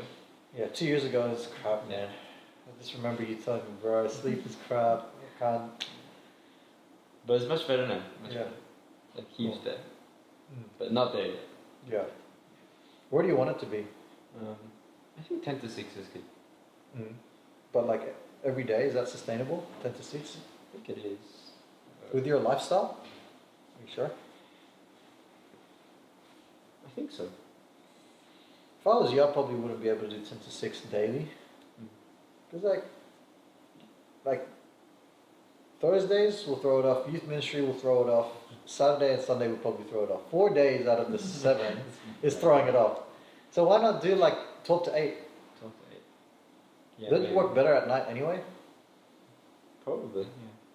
One of the reasons I don't do that is because, well, if like I said, it feels good to Wake wake up up early. So if I can wake up and catch sunrise Yeah. around that time, that's the most efficient. I find that's good. Like beneficial for yourself? Beneficial for my mood. That would make sense because of the like Sunlight. the circadian rhythm. Yeah, it's good.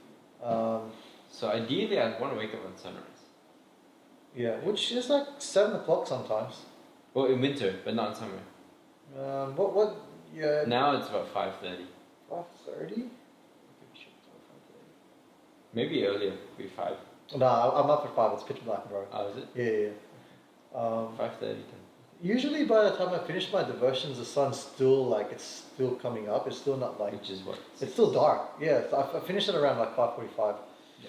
I still think it doesn't come up like fully like bright enough to the point where like You the feel light you can feel it and it's like it makes you want to wake up.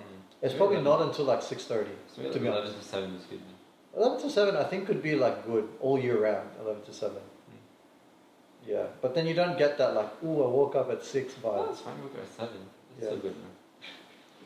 Man, if I woke up at 7, I'd literally like freak myself like, oh crap, this is the worst day ever. Yeah, so you see how I feel, right? Like, Yeah, I get those Yeah. days. like when you wake up at 10. Yeah. That one of the other vlogs that I did, it wasn't the I feel like quitting vlog. It was the one what do you do when you feel really demotivated? Yeah. I woke up at like 5. No, I missed my alarm at 5. Oh, okay.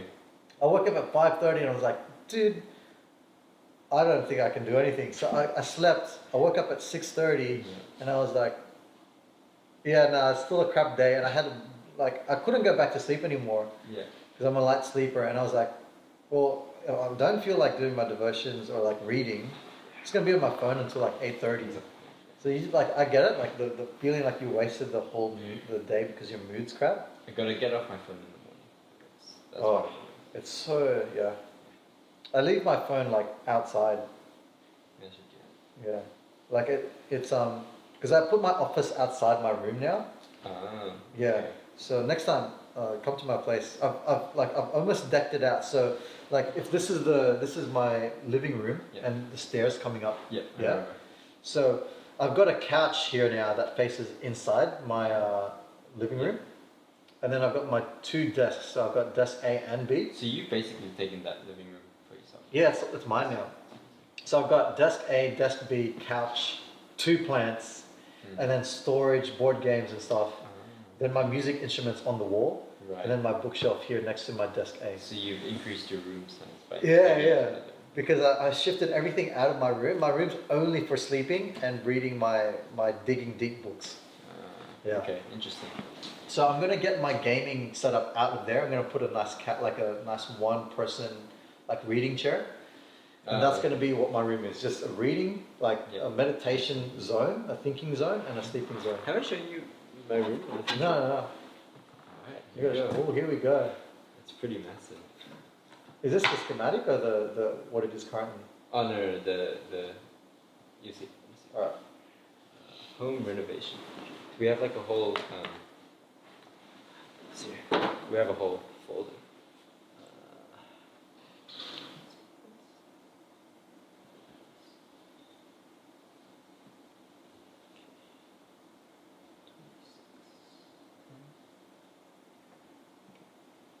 So this is the full plan. Yeah. So you know I'm taking this room now, right? Is that your room currently? Yeah, this is my room. So this is like the front of the house. Here. Yeah. Yeah. So my room is this one. You've been in my room, right? Not often. Hey? Probably not actually. Not often. Okay, I can show you today. Yeah. So this. Oh, actually, no, I can't because I'm not staying here. Are you 'Cause sleeping here? I'm sleeping here because I have family friends who are taking my room. Oh, okay. So we're having dinner too yeah, with family friends. all as good, well. all good. Yeah. So Is it cool if I come? Like, yeah, that's cool. alright. I've asked. She says. Okay. She was actually saying that. Oh, I never see Easy anymore. Oh, okay, alright. Alright, I'll make it up to your friends. Yeah. So, anyways, this is my room currently. Yeah. So it's about this size, and the current room ends at here.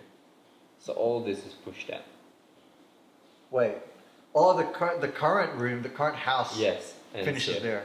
Yes, but we're pushing it out. Oh, It's about 2 hectic, bro. meters. Sweet. It's about 2 meters, and I'm gonna move into here. You're moving into that one. Moving. So who's getting this? That's a spare bedroom now. So Nigel is currently here. He's gonna study here. That's a study room now. Study and a mini games room. So if we have, Yeah, yeah. so we're gonna create like basically like a second living. Ah, sweet, bro. Yeah. So like if we have like games and people downstairs is taken, then we're gonna use the upstairs. Okay, cool. So like, let's say my parents want to watch TV as well. Yeah. Oh, that's smart. Yeah. So this is my room, and there's going to be some segregation between study and sleep. Oh, that's good. That's So good. this is really good. Yeah, I'm quite happy with it. My desk is. It's not gonna be here. It's going to be here. Where's your parents gonna be then? We have their own room. It's the same. Oh, the parents. Is Yeah, yeah. there. That's it. Yeah. So whose room was this before? That's technically I just study right now. He just studies it. That's it. Oh, because that. So it's like yeah. here, Yeah. and then he just has his desk in the middle. Okay, cool. I That's get it. that. So it's like pretty basic, and so I'm gonna get a walk-in as well. Oh So man, currently- that's so good. So currently it's just a road like this. Yeah. Then we'll push it out Wow, man. because I've got extra space. And then both of us are getting an ensuite Wow, because what a dream. yeah. So this is pretty good. So I'm gonna have like books here, and then my desk over here. I'm gonna put a chair. Ooh. You should have your books next to your table, man. It'll be both. It'll be both. Okay. I'll have like some books and I'll have some Yeah. books here as well. But it's just because reading may not be on my desk. Yeah, yeah. Man, I can't wait to buy my own place Yeah. and do that. Do that, Oh, yeah. It's good. It's gonna be so big. So we'll definitely show you once. We can take a look downstairs as well. Because that's where like the main renovations are. Where the pool's happening. Yeah. Oh yeah. There you go. Okay, let's have a look at it, man. So we've got. Okay, so I know this. So usually we come in here, right? Yep, And then here's the formal living. yep, We're changing that to a home theater. cool. So this stays the same for basically the same. Study, that stays the same. Yep. So you come in. Currently, you come in and it's just like foyer space, right? The piano is foyer, there, and there's like a wall around Yeah. here, right? Yeah. So this wall, we're demolishing it and making it into a Big whole kitchen big yeah. kitchen area, and this goes all the way to like this is where the toilet is and stuff. Yeah. Yep. Yep. So this stays sort of the same. Yep. And so that changes, and then so we have kitchen, and this is all new. So from here out, so currently the wall ends here. Right? Yeah. Yeah. And so this from here is all going to be huge family. It's like 6 by 6 or something, and then here's flattened out. Right now here is like the door. There's like a wall here. Yeah. And it's into the formal. Actually, no, the wall's here. Sorry. Yeah. So this is currently where the kitchen is. Yeah. Yeah. So we're gonna turn that into my mom's study, secondary study, and then here we call it outdoor area, but it's gonna be gym. Nice. It's gonna be home gym, and that's it. So that's gonna. Yeah. Yeah, that's gonna be it. We'll see. Sweet, man. Is this all like approved through council and stuff? Yeah, it will be. Yeah. Hectic, man. That's great. Mm. It's good, bro. Yeah. Wow. Yeah, that's exciting, man. Yeah. That's impressive. Mm. Good. Quite happy with it. So we might be starting like March next year. Okay. Like starting runners in March? Yeah. Yeah. Yeah, that's good. Yeah, that makes me excited. Like when I get my own, even my just like my own unit, it'd be cool to have like just a design. Yeah. To like construct your own thing. Yeah. Because at the moment my wardrobe's so small, my room size is great, and my office is sucky. Yeah. And there's no place for me to do what I want to do, which is like like a place to hang out with people, a place to work, a place to podcast, or like a podcast slash like make music studio, Yeah. and then my own room. Yeah. That's like the four. So I'm looking into like a 2-bedroom, 2-bathroom vibe. So one with ensuite, one with just like another room, like a spare room. Either it's going to be the podcast room, the podcast, and studio. Studio in your office, I'd say. Maybe, because like the idea of the podcast is to sort of like have this couch like this. Have you watched the Fresh Good People I've seen them. on Insta, the prof guys? Oh, actually, no, maybe. Oh yeah, let me show you. You remember Nick Yo, who came from? Yeah, I didn't really talk to him. Fresh. This is their setup, and it's really cool. It's just wall, couch, and then they talk. You can do that just opposite your office. I know. So on the wall, like if you have a desk and something, you just have that on the Yeah. other side, right?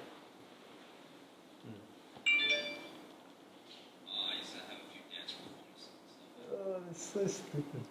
But yeah, it would be cool to do something like that. Yeah, do it. Maybe my living room will be like decked out. Possibly could be for podcasts, but it's also like the hangout space. Okay. And then I've got my office slash music room, and then my own room, and then yeah. Yeah, that sounds good. Yeah, could work. See, like you can tell, like from like me doing my iPad, like I enjoy just doing things, design. Yeah. So I think like when I get to do like my room and stuff, that would be fun. Yeah, it would be cool. And walk-in wardrobe. Yeah.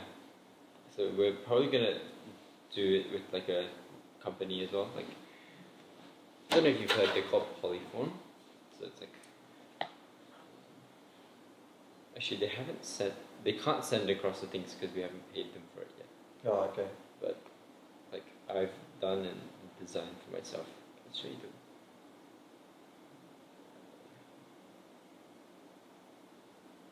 Of course, you've done your own one. As in I've drawn it out. Yeah. Yeah, so like I actually spent and like mapped it out. Wow. So stuff like that, and this is what the actual wardrobe sort of looks like. So this kind of. That's what it will look like? Yeah, this is the company that does it, basically. Ish. Oh wow, that's so good. Yeah, so that. Cool, man. Yeah, so I'm keen. Wow. Man, it's exciting, just building your own house. Yeah, I'm sure you enjoy it as well once you do. You think of looking at that like next year? I think it would be too quick for me to want to like build my place and settle down. Like looking at how your parents did it, like they didn't really like fully get into it until they're like fully settled into life. And like, of course, I'd love to like being this young, but I think like what matters more, like especially in the light of today's sermon, like it really like made me like realize what is like the most major things. Major things in my life, like a lot of things I can just let them be average, but the major things is like my spiritual growth, my intellectual capital growth, my social engagement and social skills and growth in that. And I think those three are probably the most important things that I want to work on. And like I say those three with the exclusion of like career or finances, which is still important, but I I I want this to be my approach where like the people of Israel, even though Abraham had no idea where he was going, God always still had a plan anyway. Abraham, go. Go where? God didn't say, but he went. And like, cool, it'd be great for me to map out my whole career, but what if like my career I mapped out was here when God wanted me there? It's like, what's the point? Like, I know I'm going to get there anyway, but what God called Abraham to be faithful in was like, be faithful to, well, not just Abraham, but all the big guys, faithful to steward the now, faithful to like connect and build family, and create your network, faithful to build deep, and to learn. And like you look at Joseph's story is the same. Big potential, the dreamer, but was always put into positions where it looked like he was like not favorable or not favored by God. But all of those experiences of obscurity and like not success in the eyes of the world, jail, servant, whatever, was actually the position that allowed him to elevate through learning and learning, which is like intellectual growth, but also character growth. So that's like what my main like, emphasis is on. Like, and sure, like obviously it's always a one up on somebody. Like, cool, look what I did when I'm 26. But there's so many stories of other people who are like 34, like Gary Vee, 34, ended up with nothing except his own learnings, and he built like a mega business. And I think that's like what inspired me to not want to rush into success. Yeah, I think you don't need to rush into it. Yeah. Like, even if you get it when you're 50, 60, like, Yeah. you still enjoy it. Yeah. So yeah. Just gotta be patient now. Yeah. And it's always that struggle because like I've always been about wanting to succeed early. So every single mentor that I come across, it doesn't matter if they're in church or not, like even Troy at work would be like, dude, you're so focused on the future and getting to that now. You need to focus on now and winning now. Like what he meant to say, like in the Christian scene, or what we'd say in church is like, you just got to learn to be faithful to manage the small before you. 30 minutes. Wow, we've gone through like so many 30-minute sessions. Yeah, I think we're coming into 2 hours. So yeah, like I said, right? Be faithful in the small, and you'll be faithful with the big. Yeah. And I'm always like, I want the big, but no, yeah. Okay. I don't think you have the same like propensities that push you off track as I do. Like for me, it's fame, recognition, reward, like financial reward and success. And all of that is great, and they're not like evil per se, like because God gives different motivators to everybody, but like it's not what this season requires for myself, right? Like I don't need to be financially driven to win this season. I need to be stewardship driven. I need to be like learning driven. I need to be like people driven, like oriented to like connect, build with people, and learn those skill sets. Because like at the end of the day, like the things that add value to society are the most altruistic motivators. Like adding value to people, connecting to people, serving people, becoming like Jesus, all that kind of stuff is altruistic by nature. Whereas like all the things that are sort of intrinsic can sometimes put you in a path that's more like self-focused or like just me focused, like being, that's why there's like the big stigma of like sleazy salesmen and want it fast business entrepreneurs, which I don't want to be, but I'm inclined to be like that. Yeah. Which I don't feel like you are as much as I am. Oh, a bit of a raw question for you. What do you feel like are your natural propensities or motivators that have previously led you off track? Previously led me. Yeah. Or like consistently have led you off track. Like for me, right? Money, recognition, fame, like that stuff will have like consistently and previously led me off track to think something like, yeah. Well, I think looking at my life, let's talk about like school and studies, right? I think one of the things that led me off track was probably being comfortable, like and comfortable in this, like sort of like just being not humble about my ability, right, and thinking too highly of myself, right? Like because I had always done well, like 7 to 10, basically, like high school, and then came year 11 and year 12, and I was like, oh, I'll be fine. It's not gonna be too much harder. Whereas there are people who just purely outworked me. You know, like for example, like one of my friends, like in math, right? Like I beat him every year from year 7 to year 11. Year 11. I beat him. But then the year 12 came and he beat me. Oh, seriously? At the end of the year, he smashed your ass. Yeah, yeah. So and that's nothing except like he worked harder than me, right? So it's like okay, like and that's one of the things that probably I learned from. Yeah. Or I'm trying to learn from. I'm not sure if I'm fully there yet, but yeah. So that's one of the things. I relate to that. Yeah. Probably the other one is I would say money to a certain extent. Okay, yeah. And I get that. and not just money for the sake of money because I enjoy having nice things. Yeah, yeah. And so that's probably motivated me more than it should. Okay. I should let it. Yeah, I agree. Just like pleasures in life, yeah. Wanting things. Yeah. Want to buy AirPods Max. I'm the same. So don't worry about that. Yeah. So trying to limit that. Yeah. Lots of wants. Yeah. I think that's still probably the biggest. Okay, so it's still recognition, but it's like self-recognition, ego. Yeah, it's not like like external. I just want to feel like I'm doing the best. Yeah. I feel like I am. Yeah. So that's okay. Where it comes from. But it's not necessarily like I need everyone to know. Yeah. Okay, cool. Mine's like the same, but like it's shifted externally. Yeah. Like it's money for the looks or the rep, and it's like being the best for the rep. One of these things that actually what you said before, what you're motivated by. One was like having the luxuries or the nice things, the possessions, and then also the ego. I relate to a certain point because like that same story is like literally the same for me in math as well. So me and Coleman were like really great mates all the way through high school, and it doesn't matter who beat who. I knew I was always better than him.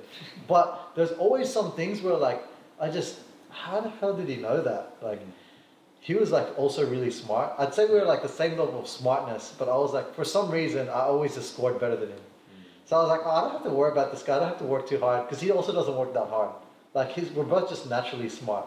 So we get the test, boom, easy.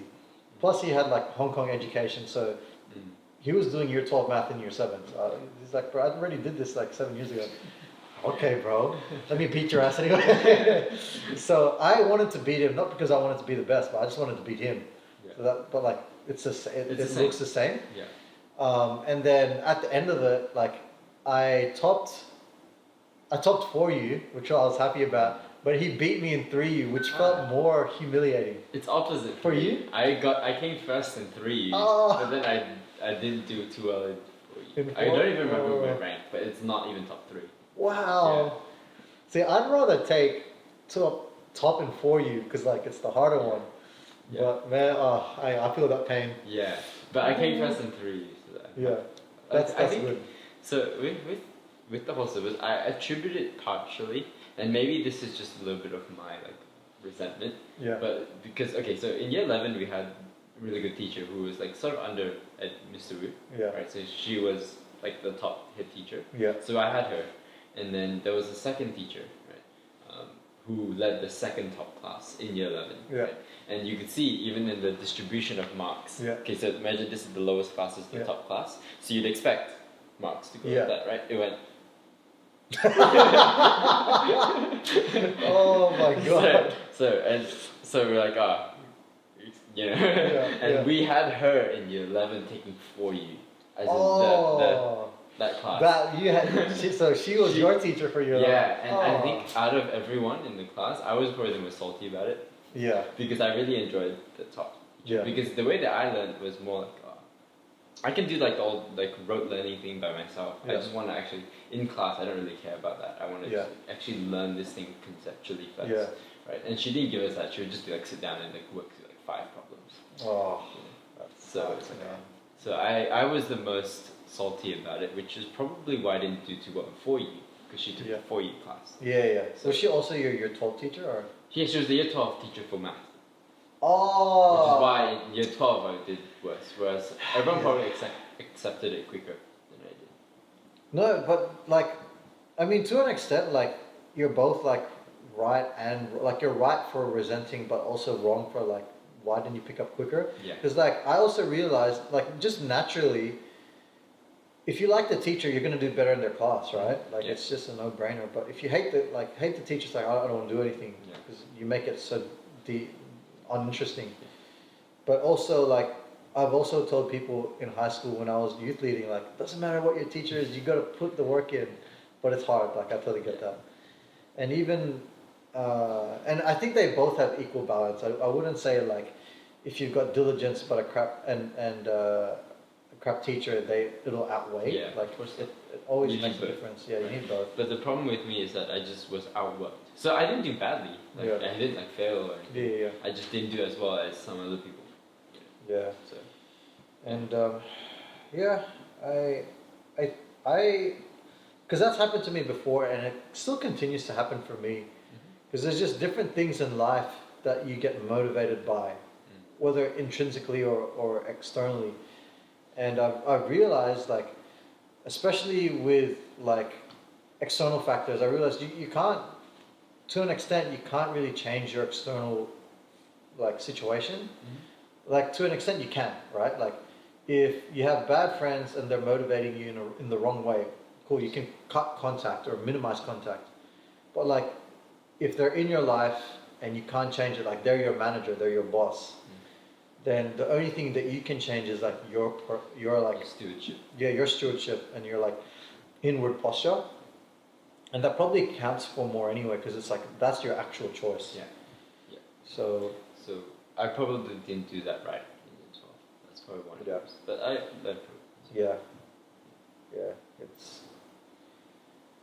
interesting, man. Like this discussion went like really deep, and it's very like self-reflective. Yeah, no, that's good. I like it because the way I think, I don't think convergently about ideas on my own. So having somebody to like make me decide my point is like it's actually really helpful. Like I think with people. Well, this is what I usually think when I'm going to. This is how I think. Yeah. Which is why I'm like, I've done this thing before. Like, this is probably why I failed it. Not failed, didn't do as well. Yeah, exactly. You failed it, bro. No. But didn't even come top 3.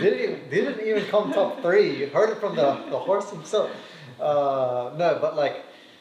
Yeah, and I realized like Andrew does this a lot as well. Like and I didn't realize that he did this until like other people said this about Andrew. Because like Bea, Josh, and Singh, they're all like, they weren't complaining. They're just like, oh man, Andrew just talks. Because he's a leader, like obviously you take what your leader says and you want to implement it. But when Andrew talks about stuff, it's always with a question mark at the end of it, like, is this the right thing? But people take it like, oh, all right, I've got to do it. Yeah. And it's a fully new system that they got to implement when he was just like, that's actually just how he talks.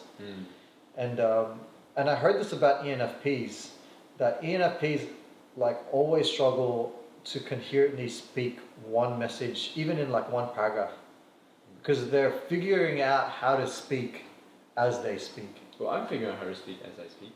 No, but you already have the freight, like the Not always. concept. Sometimes, not always. Like for example, in today's conversation. So let me think. Which one? Well, I didn't know the stuff about like the personality, the cognitive thing. So that was me exploring it together with you. Yeah. Okay. Right. Yeah. But I had like an initial question, which was Yeah. like, basically, how does my personality? What's the difference? What is this cognitive function? So I have questions, right? Yeah. But I'm still thinking of it as I go along. Right? Yeah. So that's the same. But the difference is, right, and like it's a really subtle difference that like I didn't pick up until recently, and I've known about Myer Briggs for a long time. Yeah. So see the way that you think. You thought one way about something, and that's how you communicate that, right? Because this is how I view Myers Briggs. This is what I said, and you say it confidently. And then you came across a new concept within Myer Briggs that you didn't know, and you asked the question directly to understand that concept, to figure it out, and converge and consolidate the concepts. Whereas I know a million concepts, and I'm talking about every single one, and then by the end of it, I'm like, oh, so wait, this is my point. You get what I mean? Yeah. Like, and that's very different because, like, if you watch this whole 2-hour vlog, you'll see like. So what was that like? If you were to say like, the requirements for an entry level job is so different. Like, it would be. You said like. It's passion driven. Yeah. It's got to be, right? Because you wouldn't know the stuff that you would because the schools don't teach you that stuff. So if you didn't have passion and did that as your hobby, you probably couldn't get a job. Yeah. So passion driven, like exploring the curiosity and asking questions if you don't know stuff. And you said like the senior roles is what we're expecting the entry level guys to play. What is that? So I'm just trying to understand, like, what does that mean? So now when juniors, back in my time, juniors come in, they expect to be trained. Yeah, Hey, that's right. teach me. Juniors come in now, they need to know how to train themselves. Self-teach. How do you self-teach? You've got to be passionate. Go and find out for yourself. Ask the questions, like, okay, if you don't know how to do it, I can show you a little bit. I can't show you how to do your job. So don't have time to train you. Wow. But you can ask me what you don't know. Then we'll piece it together. So you've got to figure out what you don't know. Yeah, exactly. Yeah, don't know. And then try and do the best you can, and then if you really don't know, then you can ask the question. Was that because like technology progresses faster than we can like match the pace of the growth? We have to figure it out as we go. I think it's because technology is available, and we assume that you should use it to learn. So technology is there. How to use Excel to create stuff. I can't teach you how to use that. There's so many ways of doing it. Figure out how to use it and solve your specific problem. If you don't know how to solve it, you can ask me and I can start to show you. But I'm not going to do it for you and tell you how to do it. Yeah. Because it's new, we expect you to be learning at our level. We don't prepare examples beforehand, and here you go, here's an example beforehand, try and replicate it. Yeah. So it's pretty amazing, that's what I'm saying, there's a lot of opportunity, but it's hard work. It is hard. Okay, I get what you mean.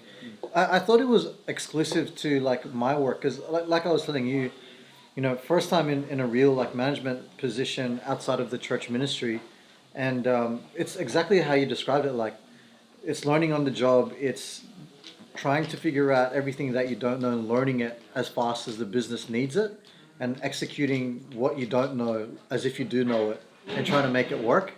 And I'm like, I only get paid for like X amount of hours a week, but the requirement of the job is like, for you to have this position, you execute in those a lot of times, but you learn outside of that. It's like, man, and it's so passion driven. Like, people will get, it's not for everyone. Yeah. People go, why are you wasting? They only pay you for that. Yeah. So you want your cake, but you can't have your cake, you need it too. Right. But then if you have passion, it's nothing. Yeah. This is life. It's just like Christ, if you want to you know, do church, you just want attention. You do church, man, you spend a lot of hours, weekdays, weekends. Yeah. So is that your job? Are you getting paid? No, it's life because it's worth investing in. Yeah. And then that's where you go, you can balance work life. It's like, balance work life, but that is my life, so it doesn't matter. Yeah. Other people don't see that way. Wow. That's such a cool perspective. Work life balance is in the eye of the beholder. Yeah. Man. That's like everything that I've learned within like the work management side of this year now put into a framework. Man, that's so good. And it's on the vlogs. That's so good. Man. It's exciting. Tough. Yeah. That's cool. It's really good insight, you know, hearing from somebody like yourself, like got the experience. And I was talking to Nick about this earlier. It's like why he was asking me why do I like read so many books, like one book a week, and why do I like skim through books? And it's like one, to understand and make the gap that only years of experience would teach me, because like a book is like somebody's years of wisdom in 1 week's worth of reading. Yeah. And like something that Mark right, it was Mark explained, like I couldn't put my finger on unless I either experience all of that in 10 years or hear it from a mentor or a book. Yeah. But it's hard. I mean, when I read books too, it's hard to conceptualize. Yeah. Even though it's there until you Yeah. have it. So That's when right. you read many different books, they'll stay in your memory banks, and then when you come across it in real life, you go, oh, you'll piece it together. Yeah. Oh man. I guess that's So the benefit cool. of reading, right? Yeah. Like stuff that I learned in uni, I go, what in the world? Why would people ever use this? Yeah. I'm using first year level stuff Yeah. in my managing role. Yeah. It's crazy. I'm deriving everything from the start. I go, you can't just assume that. Yeah. Show me it makes sense. Yeah. You start to use first year stuff. Yeah. In fact, I think the first year stuff is the most widely used things Yeah. in your fourth year stuff. Yeah, Fourth agreed. year stuff like a PhD, you're really in depth. Yeah. Was it engineering you studied? So true. It's like first year physics and all that. Major You in the use that for majors. everything. I use that to walk around the house, make decisions on what I buy. That doesn't make sense. When there's a dispute, I'll go back. That's not how you do a breakdown of logic, right? It's Man. really important. Such I like a, what you're doing. It's good. Just apply it to a lot of life lessons. yeah. What did you study in first year? Like what subjects? Would you? Physics, I can't remember. First and second year maybe, right? Yeah. Physics, materials, some of the maths like energy, Thermodynamics. just the really basic stuff. The most important stuff. Civil engineering, use a lot of that stuff. Okay. Oh. Why does your things break at home, you know? Yeah. Yeah, you can really relate to that. Cool. Oh no, that bookshelf broke. Why? Shoot, how do I make it better? Because I like that bookshelf. Yeah. Well, hey, that was just too cantilevered, you know. You need something like this. You just do it. Now, people have 3D printers. Like, all my light fittings are designed for my new bathroom. If I know there's a spread of light, I don't want shadow. I'm gonna get someone to do that. I'll just draw it up, put the triangles on the shelf. It overlaps. Yeah. I mean, because you have spec for all the lights. Yeah. Just draw it out. And then I show my wife, yeah, that looks alright. Cool. Let's do it, man. Just call someone to hammer it in. Yeah. You know? It's really quick. So Yeah. speed, if you know everything, you can get things going much faster.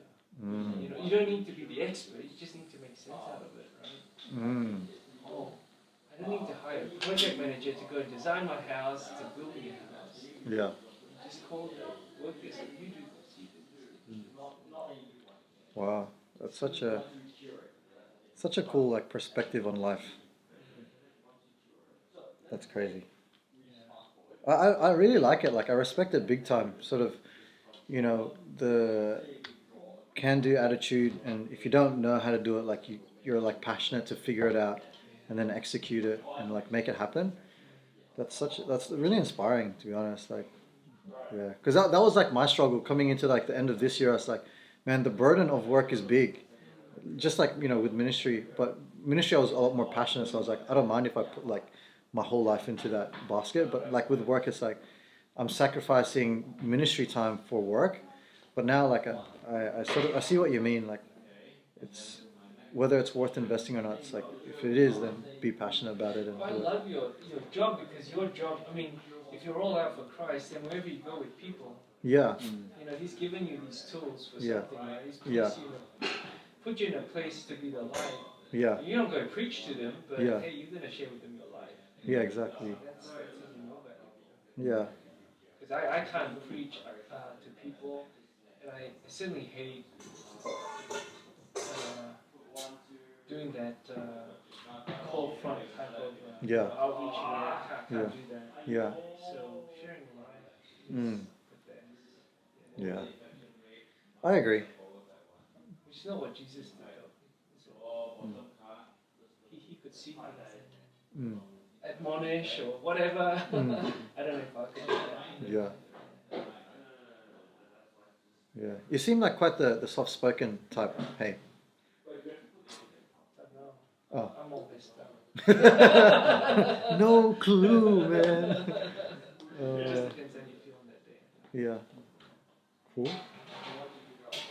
Do you know what your Myer Briggs is? Sorry? Do you know what your Myer Briggs personality is? It changes depending on when I do it, which is kind of weird. But Okay. an IN, and then the last two changes. A little bit. Between what? What and what? TJ. It's not an FJ, yeah, but it's TJ or T something around that. TJ or TP? I have to look back and Yeah. just recall what the definition is Yeah. for the last ones. But, yeah. Explain. TJ makes sense. Yeah. But it really depends. I mean, I've done it over a few years, and depending on the role that I'm doing, Yeah. my mindset's different. Yeah. So my actions are different. Just like, you know, you have to create, right? It's not Yeah. you, so Mm. you have to be a little bit different. Yeah, I get that. It's like I was talking to Nick last week about it, and because my role is like highly like executive decision making and just up in front of the leaders and just managing, so I was like, man, I really shifted into like a commander INTJ personality type. And then I was telling Nick, yeah, I'm an ENTJ. And then I look at him and I talk to my mates and my directors who are actually ENTJs. They're like, you're not an ENTJ, bro. You are the furthest thing from a commander. What do you mean, bro? He's like, no, you're not a commander. I'm like, oh, okay. You can grow into that, right? Yeah, Because now you can see the difference. The Yeah. problem is you can't see the difference. Yeah. So what's the difference?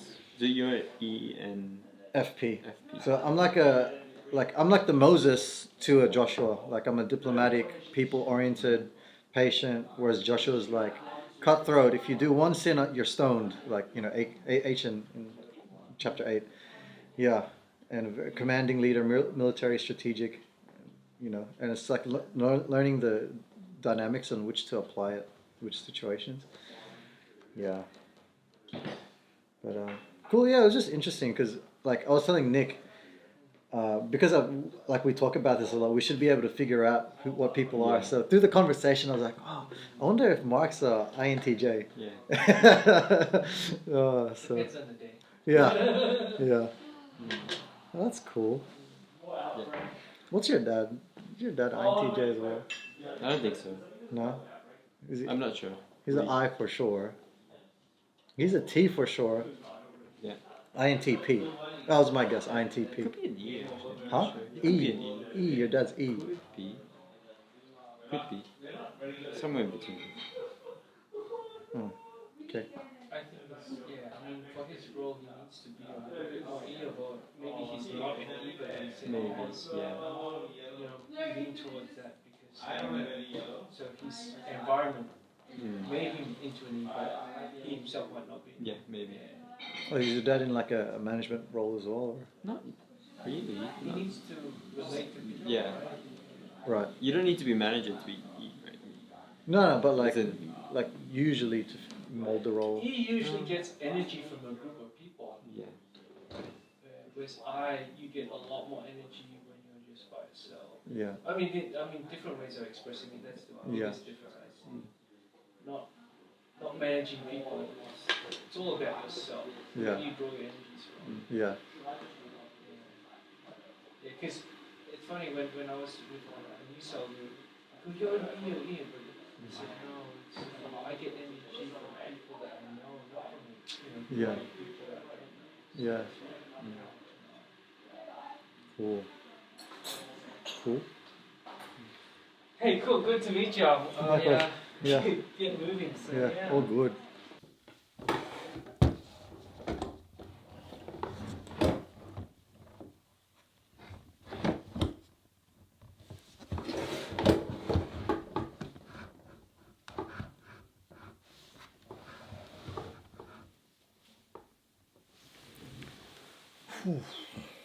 Man, that was a great day, guys. Not gonna lie, today's been one of the most wholesome days that I've ever experienced. Just hanging out with Nick, fat chatting, to the extent that you guys saw. But even after having dinner, the Nasi Lemak was awesome, and catching up with Mark and learning from his life experience. Just learned so much about sort of the nature of what work is now. It's technology improves so much faster than we could ever teach it in an organization, and it's sort of now the new expectation that we need to learn in the job and drive learning through passion, and that can-do attitude of, yep, I'm going to get it done and I'm going to learn it, no matter what way I can. And I think it's cool. I totally understand it now, and I totally get it. And there is a need to be adaptable. There is a need to learn and devour content and learn frameworks and understand concepts and understand wisdom to apply those concepts. And even just the fat chats with Nick after, and rebuilding that sort of lost relationship and lost mentorship, and having that like new commitment for like mentoring in 2022. And talking about all things from ministry to personality testing to like spiritual growth and spiritual maturity. It was a really great time. So thanks everybody for watching once again. Such a wholesome Christmas. What a way to wrap up the Christmas weekend. We're back to work tomorrow, up early to train James and Gabby. We got Miranda and Sam after that. So all right, I'm off to bed. I'm like 3 hours late to my sleep. Thanks, Nick, for keeping me up. It's been such a pleasure to journey with you, bro. Peace out, guys. And as always, high five.